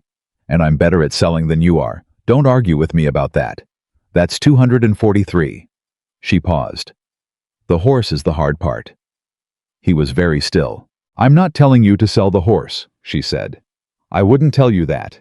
But I am telling you to think about what your father would say, about whether the horse or the land matters more. The silence was so long she could hear the fire in the stove. He'd say the land, Garrett said. His voice was very quiet. He'd say the land, and then he'd probably spend a week not speaking to me about it. Then you'd have a week of quiet, she said. He made a sound. Not quite a laugh, but something in the same family. He pressed his hand flat against the table. You're the most practical person I've ever met, he said. I've had to be, she said. I know. He looked at her. I know you have. The stew was getting cold. Neither of them picked up their spoons. Let me think about it, he said. Take your time, she said. You've got until December. He nodded. She picked up her spoon. He picked up his. They ate the rest of dinner without talking much, and it was the same comfortable quiet as always, except that it had more in it now, more weight and more color, and more of the particular intimacy that happens between two people who have told each other true things about themselves without being asked. The next morning she was in the kitchen when she heard a horse, and then voices. Not Tommy this time, she could hear that from the first word. And she dried her hands and went to the door. It was Rupert Crane. She hadn't seen Rupert since the beginning of all this. He was a large, slow-moving man who she'd always understood to be essentially decent underneath the layer of marital compliance he wore like a second coat. And he was standing at the fence with his hat in his hands, talking to Garrett, and whatever he was saying was making Garrett's expression do something complicated. She stepped back from the door. It wasn't her conversation, but she heard Rupert's voice say, clearly enough, Adelaide sent me. She wanted me to tell you. And then their voices dropped, and she couldn't hear the rest. She went back to her bread. 10 minutes later, Garrett came in. She didn't ask. He sat down at the table. She set a cup of coffee in front of him. Adelaide Crane, he said, wants to apologize to you. Clara May turned around. Not to me, he said, correcting himself. She said, she wants it known that she may have spoken about you without adequate information, and that she is prepared to say as much to anyone who asks. He paused. Rupert said it took her 3 days to agree to let him come, and she wouldn't come herself. That sounds like Adelaide, Clara May said. Does it bother you? That she wouldn't come in person? Clara May thought about it. She thought about the verdict in the yard, you'll regret this, and the note to Garrett, and the 3 months of Millbrook's opinion pressing on her like weather she couldn't get out of. An apology from Adelaide Crane that gets repeated to 5 people by Adelaide Crane's husband is probably worth more in Millbrook Then an apology she delivers herself, she said. So no, it doesn't bother me. Garrett looked at her. You know, he said, you're extraordinary. The word landed differently than she'd expected. Not as a compliment exactly, or not only as a compliment, as something more specific, as an observation by a man who meant it precisely. She felt it in her chest, and she kept her face perfectly composed, and she said, "Drink your coffee, you've got fence work." He drank his coffee, but he didn't go to the fence immediately. He sat there for another few minutes, and she worked at the counter, and he looked at her, and she knew he was looking, and neither of them said anything else, and it was the loudest silence she could remember sitting inside of. The twist came on a Friday, 16 days after the gathering, and it came in the form of a letter. Garrett got it from the postwriter, who came to the gate at midday. Clara May was in the yard hanging linens, and she watched him take the letter and look at the return address, and she saw his face change. Not the bank letter expression, something different. He read it standing at the gate, and he stood there for a long time after he finished reading, and when he turned and walked back toward the house, he had the look of a man who has just been handed something that changes the shape of everything he thought he understood. She was folding the last sheet when he came to stand beside her. "It's from my brother," he said. She had not known he had a brother. "He's been in California," Garrett said. "We haven't spoken in 8 years." He looked at the letter. He heard about the auction. Somehow word got to him. He wrote to say, he stopped. "He wants to come back. Help me with the ranch. He's got money. He's been in mining, and apparently it went well for him. He says he can buy into the operation." He paused. "He says he wants to come home." Clara May folded the sheet. "What did you leave on 8 years ago?" she said. He was quiet. "A woman," he said. "He wanted to marry her. I told him she was wrong for him." He paused. "I was right, but I said it badly, and he left." She looked at him. "And now he wants to come back," she said. "He says so." "What do you want?" He folded the letter and put it in his coat pocket. He looked at the land, the fence and the pasture and the far cottonwood over the graves, with the expression she'd seen that very first morning, except it was different now, less resigned, more complicated. "I want what's good for this ranch," he said. "That's not what I asked," she said. He looked at her. "I know it's not," he said. "Garrett, I want my brother back," he said quietly, like a man admitting something he'd been holding at a distance for a long time. "I've wanted that for 8 years, and I didn't know what to do about it. And now he's written me, and I don't know what to do about that either." She picked up the laundry basket. "Write him back," she said. He looked at her. "Say you want him to come," she said. "Not for the money and not for the ranch. Say you want him to come because you want your brother back. Let the rest sort itself out." He was quiet for a long time. "What if it doesn't sort itself out?" "Then you'll deal with that when you get there," she said. "But you can't deal with it if he's still in California." He put his hand in his coat pocket, over the letter. She walked past him toward the house. "Clara May," he said behind her. She stopped. "If he comes back—" He paused.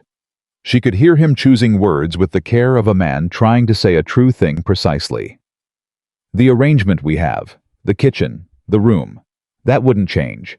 No matter what, Daniel." "I'm not worried about my position," she said. "I know you're not," he said. "I'm saying it anyway." She turned around. He was looking at her with those eyes, amber underneath. And his hand was in his coat pocket over his brother's letter, and his jaw was set the way it got when he was being honest, past the point where it was comfortable. "The position isn't what I'm worried about," he said. She looked at him. Her heart did something she didn't have language for. Something complicated and careful, like a door that has been closed a long time and is now slightly open and hasn't decided yet whether it's going to open further or shut again fast. "Write the letter," she said. She went inside. She stood at the kitchen counter with her hands braced on either side of the bread bowl, and she breathed through her nose, slowly, and she thought about 8 years of a closed door and a brother in California, and a man who said the position isn't what I'm worried about in that particular voice. And she thought about the church shelter, and Mrs. Pell's face, and Tommy Aldridge on the road, saying when it falls. And she thought about what she knew, now, that she hadn't known 3 weeks ago. About herself, and about Garrett Holt. And about what it meant to stand in a kitchen that smelled like rosemary and wood smoke and old cedar and feel, for the first time in years, like she was standing somewhere that was hers. Garrett Holt came inside 20 minutes later and sat down at the table and wrote the letter. She didn't read it. She didn't need to. She made dinner while he wrote, and when he was done, he set the pen down and looked at the folded paper on the table, and then he looked up at her at the stove, and she looked back at him, and the kitchen was warm, and the stew was almost ready, and outside the wind was picking up from the north the way it did before weather came in. "He'll be here by November," Garrett said. "Then I'd better make sure the pantry's stocked for winter," she said. He looked at her for one more long moment. Then he said quietly, "Thank you." She stirred the stew. "Eat your dinner, Garrett," she said. He did. And outside, the wind came in harder from the north, carrying the first real cold of the season, and inside the lamp was burning, and the stew was good, and Clara May Sutton sat across from Garrett Holt at his kitchen table and thought, very carefully, about November. November arrived the way Garrett had said it would, with Daniel Holt riding through the front gate on a Tuesday morning, 11 days earlier than expected, on a horse that cost more than anything currently on the Holt property. Clara May heard the horse before she heard anything else. She was at the stove, and she set down her spoon, and she looked out the kitchen window, and she saw a man who was unmistakably Garrett's brother. The same broad shoulders, the same set to the jaw, though Daniel carried his differently, with the ease of someone who had spent 8 years getting comfortable being exactly who he was. She dried her hands. She heard Garrett come off the porch. She'd learned his footsteps the way you learned the sounds of a house you'd decided to trust. And then the voices, low at first, the particular register of 2 men who haven't spoken in 8 years and are both trying to figure out what to do with their hands. She gave them 10 minutes. Then she put the coffee on, because that was what you did, and because it gave her something to do with herself, while she waited to find out what Daniel Holt being home was going to mean for everything she'd spent 6 weeks very carefully not naming. When they came in, Daniel was 2 inches shorter than Garrett, and 10 years younger in the eyes, with the particular brightness of a man who had been away long enough to forget why he left, and remember only that he'd been missing something. He looked at Clara May with open and uncomplicated curiosity. "You're Clara May," he said. "I am," she said. "Garrett's letter mentioned you," he said. He glanced at his brother. "Briefly." "Briefly," Garrett confirmed, in the tone of a man who had said precisely what he intended to say, and no more. "He said you saved the gathering," Daniel said, pulling out a chair and sitting down at the table with the comfort of a man returning to a table he'd sat at his whole childhood. "He didn't mention." He stopped himself, reconsidered, picked up his coffee cup. "He didn't mention you were still here." "I work here," Clara May said. "Right," Daniel said. He looked at his coffee cup. He looked at Garrett. "Right." Garrett sat down. Clara May served breakfast. The 3 of them ate at the kitchen table, and the conversation was the careful kind. Daniel talking about California, the mining camps, the money he'd made, and the money he'd seen other men lose. The kind of stories that served as a way to fill 8 years of silence with something neutral, while everyone figured out the real conversation. She listened and worked and didn't offer much, and Daniel watched her the way observant people watched someone they were trying to understand quickly. After breakfast, Garrett took Daniel to see the land. She watched them go from the kitchen window, 2 men walking side by side in the cold morning air, the older one's shoulders tight in the way they got when he was managing something, the younger one's gestures open and expansive and eager. She turned back to the dishes. She told herself the tight feeling in her chest was simply the adjustment of routine. A household of 2 becoming a household of 3 was an adjustment. That was all. She told herself this twice. It didn't entirely work either time. Daniel Holt was, in most respects, easy to like. He was good-humored and practical, and genuinely glad to be home in a way that was impossible to resent. And within 48 hours, he was working the ranch alongside Garrett, with the instinctive coordination of two people who had done physical work together since childhood. He had opinions about the cattle rotation that Garrett disagreed with, and that they argued about in the particular loud, direct shorthand of brothers who had grown up arguing and trusted the process. He ate everything she cooked without comment, which she recognized as the highest form of appreciation, and he brought in wood without being asked and fixed the hinge on the kitchen door that had been sticking for a week. He also watched. Not intrusively. Not the way Tommy Aldridge watched, which was predatory, or the way Adelaide Crane watched, which was acquisitive.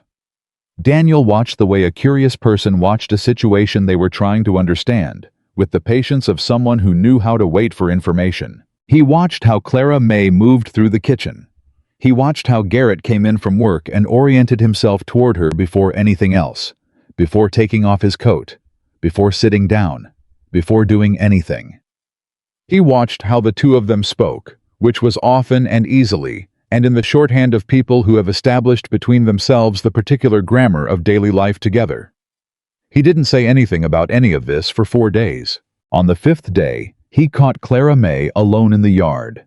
She was checking the smokehouse stores. She'd been building up a supply for winter, and she was doing an inventory. And Daniel came around the corner of the smokehouse and leaned against the doorframe with his hands in his pockets and the expression of a man who has something to say and isn't going to be awkward about it. "I owe you a thank you," he said. She looked at him. "For what?" "For the letter," he said. "Garrett's letter, telling me to come home." He paused. He'd never have written it without someone telling him to. He'd have sat here and managed it himself and never asked for anything. He looked toward the house. "That's what he does, has always done." "I know," she said. "I figured you did." He looked back at her. "Can I ask you something?" "You can ask," she said. "How long are you planning to stay?" She looked at him steadily. "I work here," she said. "As long as that arrangement holds, I stay." "That's not what I asked," he said. She held his gaze. "You sound like your brother," she said. He smiled.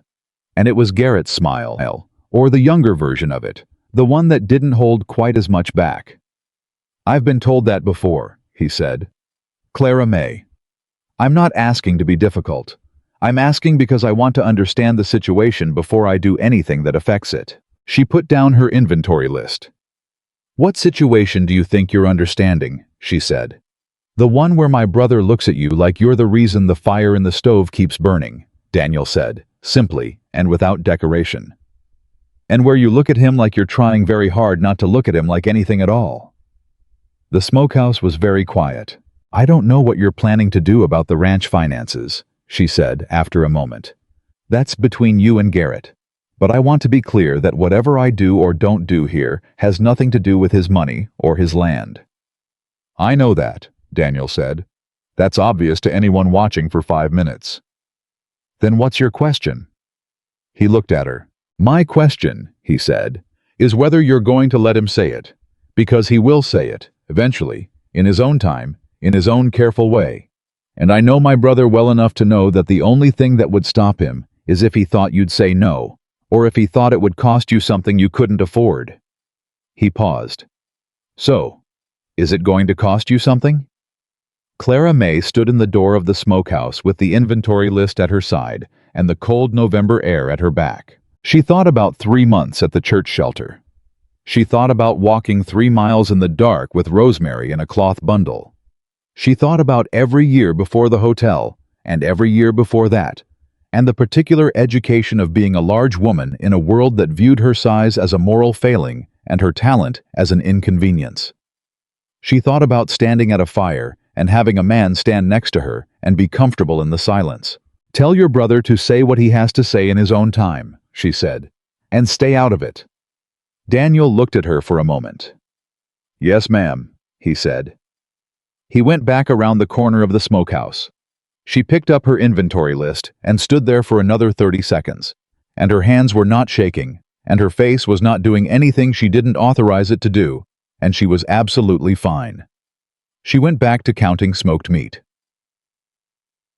The twist that came 10 days into Daniel's return was the kind that knocked the breath out of you. Not because it was violent, but because it reordered everything you thought you understood about the shape of things. It started with Edmund Aldridge. He came to the property on a Wednesday, and this time he came without Tommy and without performance. He came in his buggy, and he tied up at the fence, and he knocked at the front door, and when Garrett answered, he said, "I'd like to speak to Miss Sutton, if she's willing."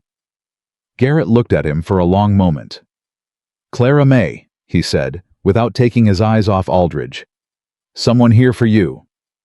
She came to the door. She looked at Aldridge.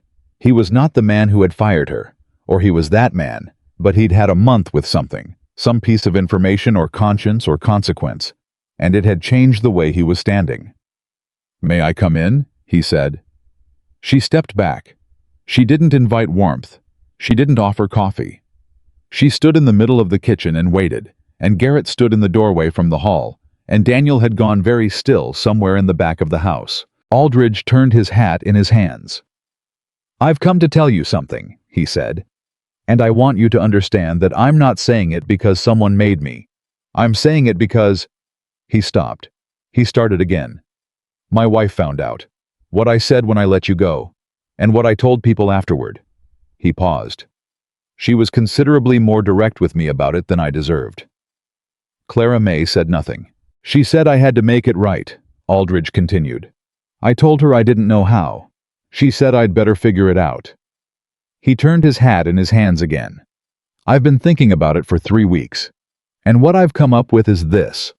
I'd like to write a letter, to Rupert Crane, and to Hanks, and to the others at the gathering, saying what I said wasn't true, that you didn't steal from me, that you were the best cook I ever employed, and I let you go for reasons that had nothing to do with your character, and that anything I implied otherwise was a lie I'm not proud of." The kitchen was absolutely silent. "You'd put that in writing," Clara May said. "Yes," he said. "And send it to those men." "Yes." She looked at him. She was measuring him, the way she measured everything, with the particular precision of someone who had been misread their entire life and had learned to read others with corresponding care. "Why now?" she said. He met her eyes, which cost him something. She could see it. "Because my wife said something to me that I haven't been able to stop thinking about," he said. "She said, a man who treats people as less than they are to make himself feel like more than he is will always end up with less than he started with." He paused. "She's right. And He stopped. Something crossed his face that she hadn't seen there before. "I was wrong. What I said, what I did. I was wrong. And I'm sorry." The silence lasted a long time. Garrett had not moved from the doorway. Clara May looked at Edmund Aldridge and thought about what it cost him to be standing in this kitchen. Not enough. Not nearly enough to balance what the last 3 months had cost her. But more than she'd expected, and more than many men would have paid. "Write the letters," she said. He nodded. "And I'll say one more thing," she said. "Your dining room had that reputation because I earned it for you. If you hire someone else after me, and they're good, and they make your room better, say so, out loud to people, because the next woman who walks into your kitchen deserves to know that her work will be credited to her." He looked at her. "Yes," he said. "You're right." He put his hat on. He turned to Garrett. "Holt." He nodded. Garrett said nothing. He moved aside from the doorway and let Aldridge past, and they heard the front door, and then the buggy, and then silence. Garrett turned to look at Clara May.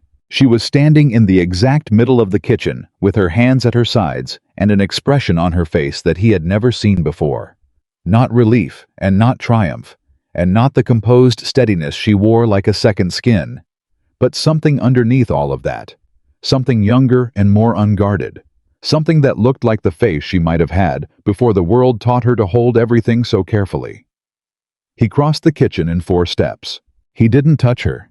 He stopped close enough that she would have had to take 1 step back to put proper distance between them, and she did not take that step back. And he said very quietly, "You all right?" "Yes," she said. "Sure?" "Garrett." "You can just say yes or no," he said. She looked up at him. Yes, she said. Yes. He nodded. He was very close. She could see, in the particular amber underneath dark of his eyes, that he was working something out. Not for the first time, but perhaps for the last time. The final piece of whatever calculation he'd been running since the gathering, or since the gate, or since some specific moment she might not even be able to identify. "Clara May," he said. "Don't," she said. He stopped. "Not yet," she said. "Give me just a little more time." He looked at her. "How much time?" he said. "Not much," she said. "I just need to—" She stopped. She pressed her lips together.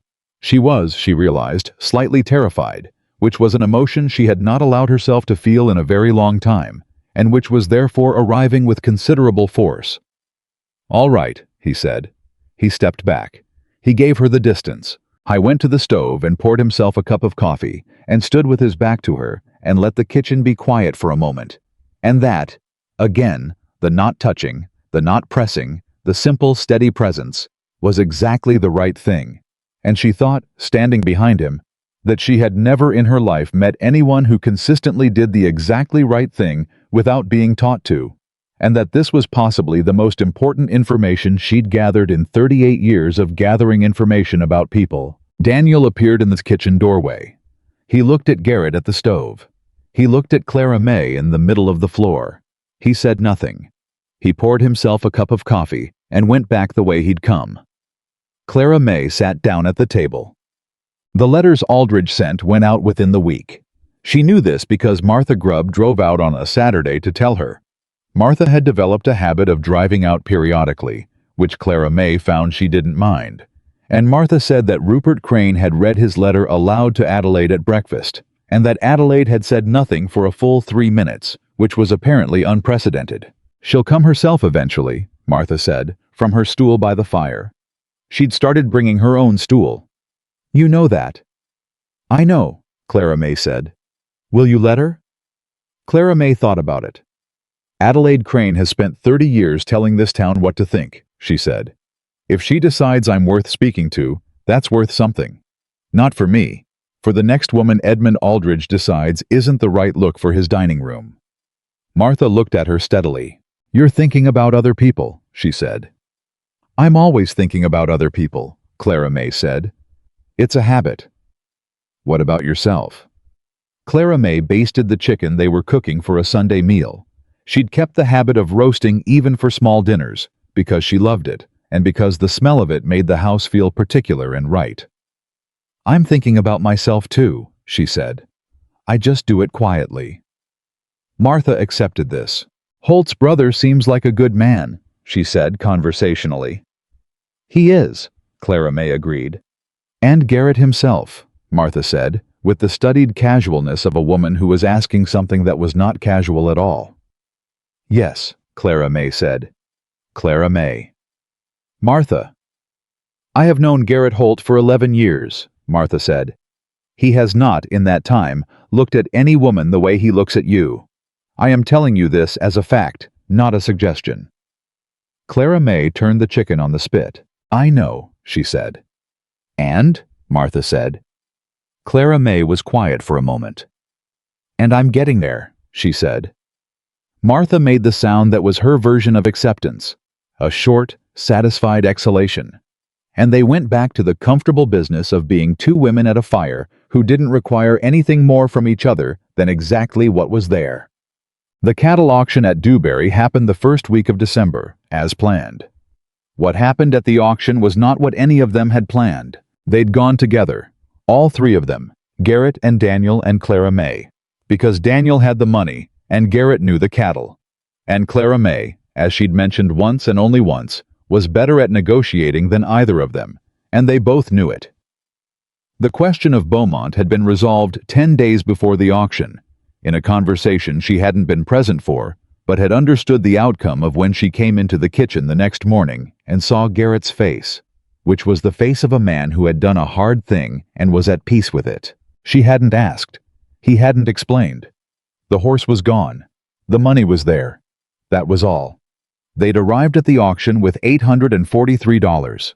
Garrett's 40, Clara May's 43, the silver's 260, and Daniel's 500, of which he would accept a promissory note for 200 at a rate that Garrett had argued with him about for 3 days before accepting. $843 was enough to do what they'd come to do, which was buy young cattle to rebuild the herd before spring. What it was not enough for, it turned out, was what someone else at the auction was planning to do. Clara May saw Edmund Aldridge's nephew before Garrett did. Tommy Aldridge was at the auction with 2 other men she didn't recognize. Not his usual companions, older men. Men who had the look of people who worked for someone rather than with someone. And Tommy was not there to buy cattle. She understood this within 60 seconds of seeing him. From the way he was positioned, from what he was looking at, from the fact that he was looking at Garrett and not at the livestock. She put her hand on Garrett's arm. He turned. She said quietly, "Don't react. Tommy's here.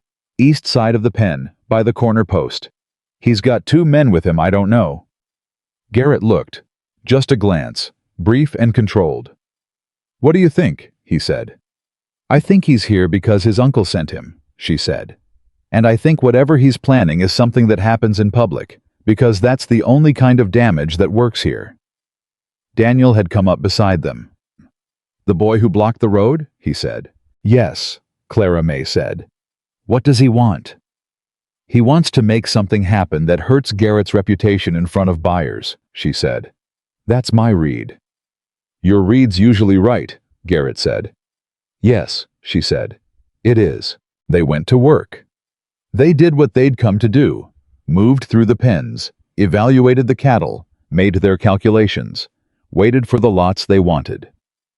Clara May kept Tommy in her peripheral vision, the way you kept weather in your peripheral vision. Aware, tracking, not yet alarmed.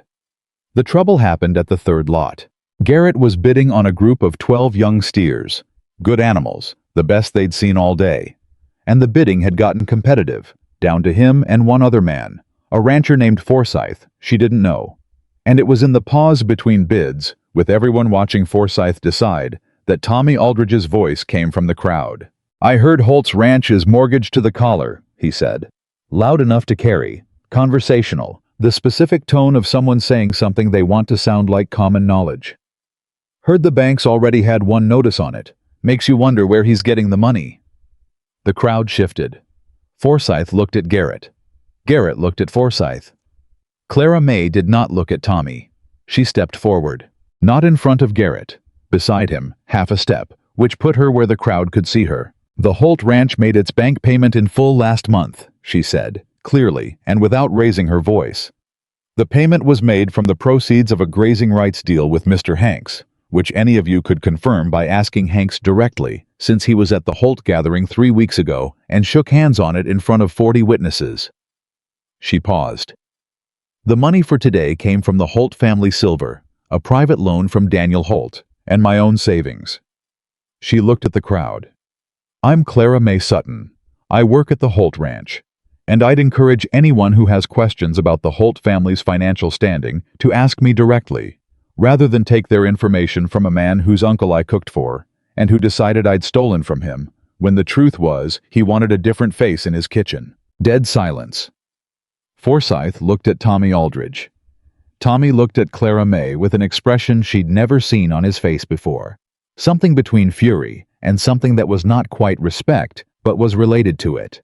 The specific expression of a young man who has tried a tactic and watched someone dismantle it so efficiently there's nothing left to do. Forsyth turned back to the auctioneer. "I'm out," he said. "Holt can have them." The auctioneer called it. Garrett exhaled, very slowly, beside her. Daniel, behind her, made a sound that was not a laugh, but was in the same family. Tommy Aldridge left the auction within the next 10 minutes. He did not say anything else. He did not look at any of them again. Clara May stood very still until he was gone. Then she turned to Garrett, who was looking at her with an expression that had bypassed every controlled layer she'd ever seen on his face, and gone straight to something underneath. Something unguarded and specific, and so clear that she felt it land in her chest like a physical thing. "Clara May," he said. "We got the steers," she said. Let's not lose our place in the next lot." He looked at her for another 2 seconds. "Yes," he said. "Let's not." They bought the next lot, and the one after that, and by the end of the day, they had enough cattle to put the spring on solid ground, and Garrett settled all the paperwork and shook hands with 3 men who had seen what had happened with Tommy and seemed to have formed opinions based on it. And Daniel led the new cattle to the holding pen with the cheerful efficiency of a man who was glad to be home. And through all of it, Clara May stood next to Garrett Holt, close enough that their arms were almost touching in the cold December air, and neither of them said anything about any of it, and they didn't have to. They drove home in the early dark of a December evening, the 3 of them on the wagon bench with the cattle moving behind them, and the cold pressing in from all sides, and the stars coming out one at a time, the way they did in Texas, when the air was clear and dry, and the world had gone quiet. Daniel fell asleep on his end of the bench, somewhere around the midpoint. He did it with the uncomplicated ease of a man who had decided things were going to be all right, and had therefore relaxed completely. And Clara May watched him slump against the corner of the wagon with something that was close to affection. She was in the middle. Garrett was driving. They were quiet for a long time. "What you did today," Garrett said. "Don't," she said. "I'm going to," he said. She looked at him. "What you did today," he said again, "was not what a woman who works in a kitchen does. That's not what that was." "I know what it was," she said. "So do I." He was looking at the road. His hands on the reins were steady, the way his hands were always steady when he was saying something important. "It was someone who gives a damn about this ranch, about what happens to it." He paused. "About what happens to the people on it." Clara May looked at the stars. "I give a damn," she said. "I know you do." I'm not saying it to be." "Clara May," he said. She stopped. "I know," he said quietly. "I know what it is, and I know what it isn't, and I know what I feel, and I've known it for a while, and I've been waiting because you asked me to wait." He kept his eyes on the road. "I'm still waiting. I'll wait as long as you need. But I want you to know, so that you're not confused about it, so that it's not something you're guessing about. I want you to know that this isn't about the ranch or the kitchen, or the way you handle a basting brush." He paused. "It's about you. Just you. Exactly the way you are. And I have never in my life said that to anyone, and I'm saying it now so that you have it." The wagon moved through the dark. Daniel snored softly on his end of the bench. Clara May sat in the middle with the stars above her, and Garrett's arm an inch from hers, and the thing she had been trying not to name pressing up against the inside of her chest with a force she was no longer sure she wanted to resist. She turned to look at him. He was looking at the road. She looked at his jaw, his hands, the set of his shoulders in the cold, and she thought about 18 chickens and a $2 job and leaving before anything happened. And she thought about 38 years of the world making her pay for existing. And she thought about what it meant to sit next to someone in the dark and feel exactly like yourself. She moved her hand to the bench between them. She didn't touch him. She just moved it there so that it was present, so that he would know it was there if he looked. He looked. He looked at her hand on the bench between them, and then he looked at her face, and she met his eyes, and she did not look away. Slowly, with the care of a man who understood that this was something you did not rush, he moved his hand next to hers. Their fingers were almost touching. Neither of them moved another inch. But the inch was there, and it was warm, and the stars kept coming out above the Texas plain, one at a time, steady and unhurried, the way everything worth waiting for always eventually arrived. The inch between their hands lasted all the way home. Neither of them closed it. Neither of them moved away from it. It stayed there on the wagon bench in the cold December dark, that precise, careful distance, and it said everything that both of them were not yet ready to say out loud, and it was enough. For that night, it was exactly enough. When they got back to the ranch, Daniel woke himself up with a snort and climbed off the wagon and saw to the cattle with the cheerful efficiency he brought to everything, and Garrett unhitched the horses, and Clara May went inside and built the fire back up and put water on for coffee, because it was cold, and they'd been on the road 4 hours, and coffee was the right thing. She heard Garrett come in. She heard him hang his coat and his hat. She heard him stop in the kitchen doorway, the way he sometimes stopped there when he was deciding something. "Clara May," he said. "Coffee's almost ready," she said. A pause. "All right," he said. He sat down at the table. She brought the coffee. She sat across from him. Daniel came in 20 minutes later, smelling of cold air and cattle, and pulled up his chair. And the three of them drank coffee in the warm kitchen, with the fire going and the December wind pressing at the walls, and nobody said anything particularly important. And it was one of the best hours Clara May could remember in a long time. She went to bed and lay in the cedar-smelling dark, and put her hand flat on the mattress in the same position it had been on the wagon bench, and she thought, tomorrow. She thought, I'm ready. She went to sleep. Tomorrow turned out to be more complicated than she'd planned for, because tomorrow arrived with Adelaide Crane. Not Rupert this time. Adelaide herself, in her good coat, in her own buggy, driving herself, which Clara May understood immediately as a significant fact. Adelaide Crane drove herself somewhere when she wanted it known that she had made a deliberate choice, uninfluenced by her husband or anyone else. Clara May saw her from the kitchen window. She dried her hands. She went to the front door and opened it before Adelaide could knock, which she did deliberately, because she wanted Adelaide to understand that she was not going to be waited on in this house, and that she was not going to be surprised. Adelaide Crane stood on the porch. She was a tall woman, still handsome in the way of women who have always known they were handsome and maintained it out of habit. She had the expression of someone who had rehearsed what they were going to say and was now face to face with the reality of saying it, which was considerably harder than the rehearsal. "Miss Sutton," she said. "Mrs. Crane," Clara May said. "May I come in?" Clara May stepped aside. She did not offer the parlor. She led Adelaide to the kitchen, because the kitchen was her territory, and she was not going to conduct this conversation anywhere she felt less sure of herself. She set the coffee pot on without asking, and pulled out 2 chairs at the table, and they sat down. And the kitchen did what kitchens do, which was make everything slightly more honest and slightly less theatrical. Adelaide put her hands on the table. "I've come to apologize," she said, "in person, because Rupert's message was not sufficient, and I knew it when I sent it." Clara May poured the coffee. "I spoke about you without full knowledge," Adelaide said. "I repeated what Edmund Aldridge said, and I added my own interpretations to it, and I made it harder for you in this town than it needed to be. And I did that." She stopped. She looked at her coffee cup. She looked up.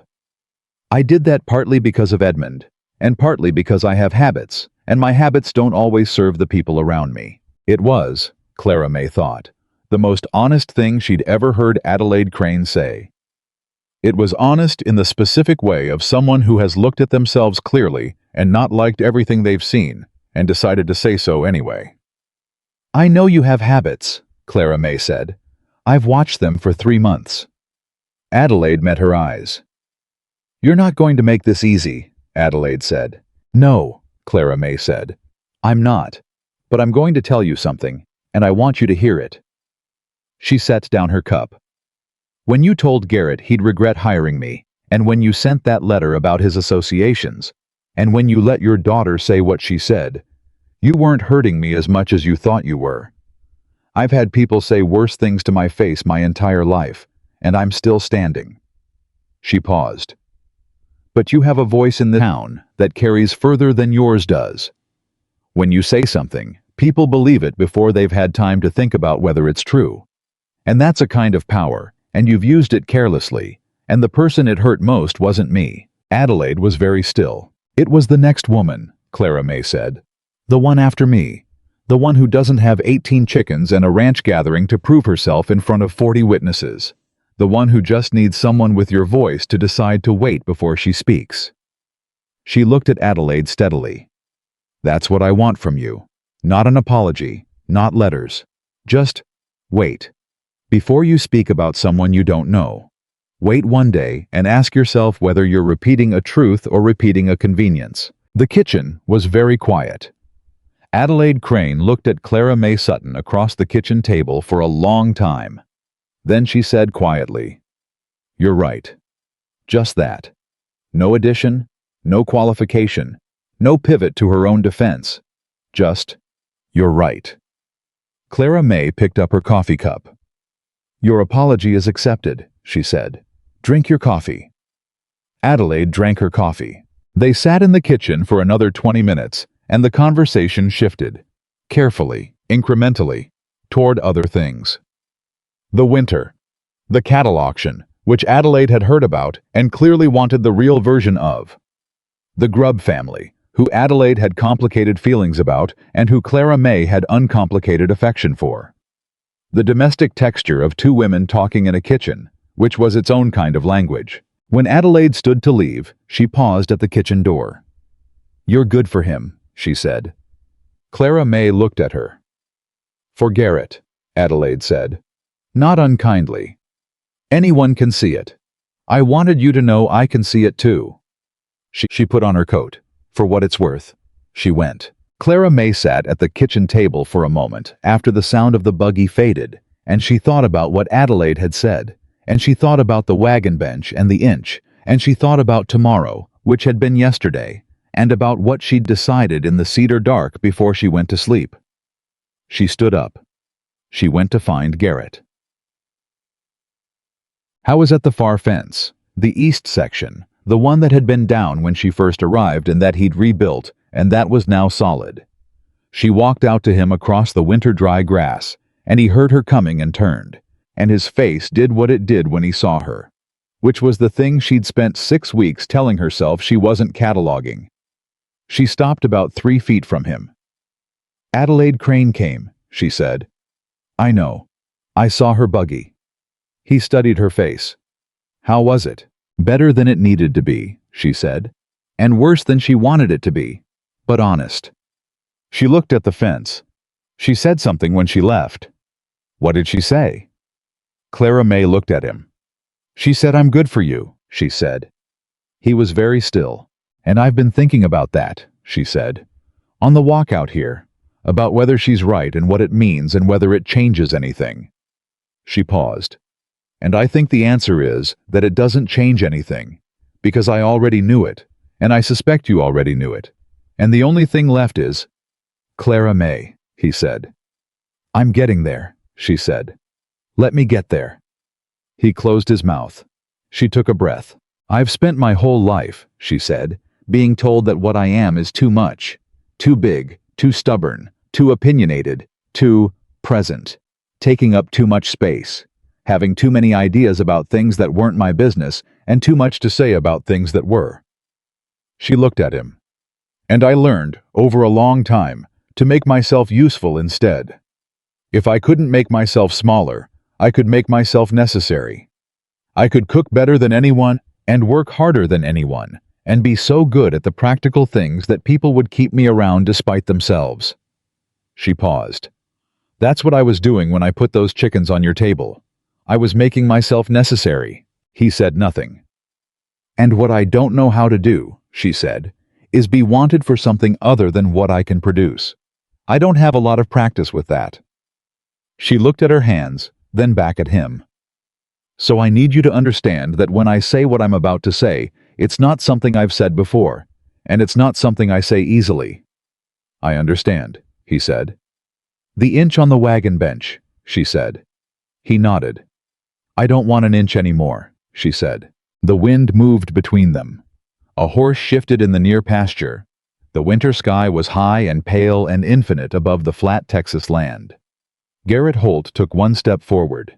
He took her hand, both hands, her wide-palmed, strong-fingered, capable hands. And he held them in his, and he looked at her face with the amber underneath eyes that she had catalogued and refused to catalog and catalogued again since the first morning. "Clara May Sutton," he said. "Yes," she said. "I would like to ask you—" "Yes," she said again. He stopped. A pause. "I haven't finished the question," he said. "I know what the question is," she said. He looked at her. She looked back. "Yes," she said, for the third time, and her voice was entirely steady, and her eyes were entirely clear, and she meant it with every year she'd spent learning what it cost to mean something completely. He brought her hands up, both of them, together, and pressed them briefly against his chest, over his heart, in a gesture so simple and so deliberate that it bypassed every careful thing she'd built around herself in 38 years, and landed exactly where she was. "I'm going to do this properly," he said, "when I've got a ring and the words in the right order. I just want you to know." "Garrett," she said. "What?" "I already know," she said. He looked at her for a long moment. Then he laughed. A real one, not the controlled almost laugh she'd been cataloging for 6 weeks, but the kind that came from somewhere genuine and surprised. The kind that made him look 10 years younger and about 1,000 years more like himself. She laughed too. It felt extraordinary. It felt like something she'd been keeping in a very small space, suddenly having room to move. He pulled her close, carefully, making sure she knew it was a question and not an assumption. And she went, because she chose to, and she put her head against his shoulder, and he put his arms around her, and they stood in the cold December field, next to the solid fence he'd built back up from nothing, and neither of them said anything for a long time, because nothing needed to be said. Winter settled in properly that week. The new cattle were integrated into the herd, and the rotation that Garrett and Daniel had argued about for 2 weeks turned out, in practice, to be a combination of both their ideas, with 2 modifications Clara May suggested at dinner on a Thursday that neither of them had thought of, and which Daniel immediately called obvious in hindsight, and which Garrett wrote down in the ranch ledger in the careful hand he used for things he wanted to remember. She noticed that he'd started writing things in the ledger. Not just the accounts and the livestock records. Those had always been there. But notes. The basting method she'd used for the gathering, written out in the margin next to a grocery entry. The name of the wood combination she used for the smokehouse. The specific arrangement of hooks she'd rigged on the crossbar. She didn't say anything about it, but she noticed. Daniel noticed other things. He noticed the way the kitchen had become the center of the house in a way it hadn't been before, not just practically, but socially, gravitationally. The way the kitchen in a house becomes a kitchen when someone who loves cooking is running it. He noticed that Garrett came in from work earlier than he used to. He noticed that their evenings had a shape they hadn't had before, and that the shape suited all 3 of them in different ways. He told Clara May, on a Sunday afternoon when Garrett was at the barn and the 2 of them were alone in the kitchen, that he thought the ranch had a better chance than it had had in 10 years. "Because of the money?" she said. "Because of the feeling," he said. "Money helps, but a ranch runs on whether the people running it believe in it." He looked at her. "He believes in it again. He didn't, before you got here. I could tell from his letter." He paused. "That's you. That's the both of us," she said. "Sure," he said. "I'll accept that." She set a plate of cornbread in front of him. "You're a good man, Daniel Holt," she said. "I know it," he said cheerfully. "Tell Garrett. He still argues with me about the rotation." The ring came on a Tuesday. She had not expected Tuesday. She'd thought it would be a Sunday, or perhaps a special occasion, because Garrett was a man who did things deliberately and with planning. But it was a Tuesday, an ordinary one, in the middle of the afternoon, when she was in the kitchen rolling out pastry dough, and he came in from outside and stopped in the kitchen doorway. She looked up. He was holding something small. "It was my mother's," he said. "I wrote to her in November and asked if I could have it. She sent it last week." He paused. "I've been waiting for the right moment, and then this afternoon I decided there isn't a right moment. There's just the moment you're in." She looked at the ring. She looked at him. She had flour on her hands. She had flour on her apron. Her hair had escaped its pins on one side and was sitting at a slight angle that she was aware of and couldn't do anything about. She was standing in a kitchen in the middle of making pastry on a Tuesday afternoon, which was not how she had ever, in whatever small and carefully rationed moments she'd allowed herself to think about this, imagined it. It was better. It was better than anything she'd imagined, because it was real, and it was ordinary, and it was happening in the kitchen that was hers and his, and smelled like rosemary and wood smoke on a Tuesday in the middle of something practical. She wiped her hands on her apron. She crossed the kitchen. He took her hand, the right one, the one that had been basting and kneading and stirring and carrying for 38 years. and he held the ring at the end of her finger and looked at her face. "Clara May Sutton," he said. "Yes," she said. "I need to ask the question this time," he said. "Then ask it," she said. "Will you marry me?" he said. "And stay on this ranch and run this kitchen, and tell me when I'm wrong about the cattle rotation, and sit next to me at my own table for the rest of however long we've got?" He paused. "Will you let this be yours?" She looked at the ring at the end of her finger. She looked at him. She thought about the church shelter. She thought about walking 3 miles in the dark with rosemary in a cloth bundle. She thought about 18 chickens on a stranger's table and a $2 job she'd taken because it was what there was, and what it had become, and what she was standing inside of right now, in her own kitchen, on a Tuesday afternoon, with flour on her apron, and her hair sideways and everything. Everything. Exactly as it should be. "Yes," she said. "I will." He put the ring on her finger. It fit. She laughed. A short, surprised sound. Because of course it fit. Because by this point she should have expected that things between them would fit. That they would line up with the quiet precision of two people who were, in the ways that mattered, exactly the right shape for each other. He was smiling. The real one. The one that came from somewhere genuine. She reached up and put her hand against his jaw. "The pastry," she said. "I don't care about the pastry," he said. "I do," she said. "Let me finish it, and then we'll tell Daniel." "He already knows," Garrett said. "He's been waiting at the barn for 40 minutes. She looked at him. "You told your brother before you asked me?" "I needed someone to know where I'd put the ring in case I lost my nerve," he said. She stared at him. "You've been carrying that ring for a week," she said. 6 days, he said. She pressed her lips together. "Go get your brother," she said. He went. She turned back to the pastry, and her hands were shaking now. Not from fear, not from the old trembling of a woman who had been afraid for too long, but from the particular overwhelm of happiness arriving in a volume larger than the space you'd prepared for it. She pressed her palms flat against the dough and breathed and let it move through her. And when it had settled enough, she picked up the rolling pin and went back to work. Because there was dinner to make. Because this was what she did. Because the kitchen was hers, and the man who'd just walked out to the barn was hers. And the ring on her rolling pin hand caught the winter light coming through the window and threw it back in pieces.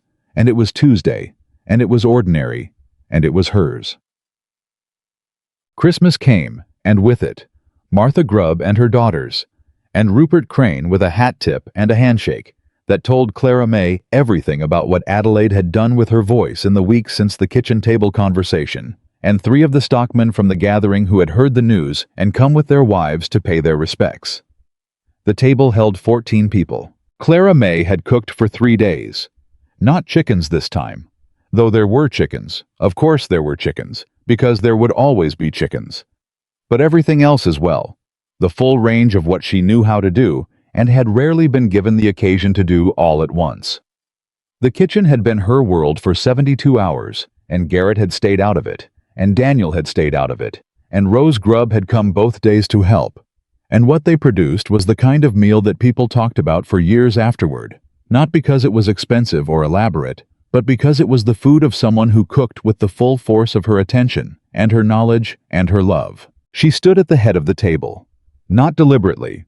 She'd come to set down a dish and found herself standing there, and Garrett was at the other end, and the table was between them full of people and food, and the particular light of a winter afternoon. And he looked at her from the other end, and the look said everything that had been said in the cedar dark room, and on the wagon bench, and at the fence post, and in the kitchen, on a Tuesday afternoon with flour on her apron. Martha Grubb, beside her, said quietly, "Look at this table." Clara May looked at it. 14 people. Food enough for 20. The smell of roasted chicken and fresh bread, and the fire in the hearth, and the coffee that was already being poured at the far end by Daniel, who was good at being in the right place. "You did this," Martha said. "We all did," Clara May said. "You started it," Martha said, "with 18 chickens and a fence to walk through. You started it." Clara May looked at the table. At Garrett at the other end, who was now listening to something Hanks was saying with the expression of a man who is content and knows it. At Daniel laughing at something Rose had said. At Adelaide Crane, who had come after all, sitting next to her husband, who looked astonished and pleased in equal measure. At the ring on her hand, catching the light. At the kitchen behind her, which smelled like every good thing she knew how to make. She thought about the morning she'd walked through the front gate with 18 chickens and an empty stomach, and the last piece of her nerve held in both hands. And she thought about the woman she had been that morning, determined and terrified and refusing to show either. And she thought about what she would tell that woman if she could. She would tell her, walk through. She would tell her, put the chickens on the table and dare him to fire you before you've cooked a single one, and don't look away. And don't apologize for taking up the space you take up, and do not leave before you've let yourself see what this becomes. She would tell her, you're going to be all right. More than all right. Garrett looked up from his end of the table and caught her eye, and something passed between them. The particular silent language of two people who have learned each other's grammar. And his mouth moved in the smallest possible version of a smile, and hers moved back, and it was enough, and it was everything. And it was theirs. Clara May Sutton had walked into a stranger's kitchen with 18 raw chickens and nowhere left to go. And what she found there, in the work and the fire, and the man who stood beside her in the quiet, and the town that had tried to break her and failed, and the table that was now full, and the ring that fit, and the life that was built from exactly the materials she'd always had, was not rescue. It was arrival. She had arrived at last, at the life she had always been strong enough to deserve, and she was never going to leave.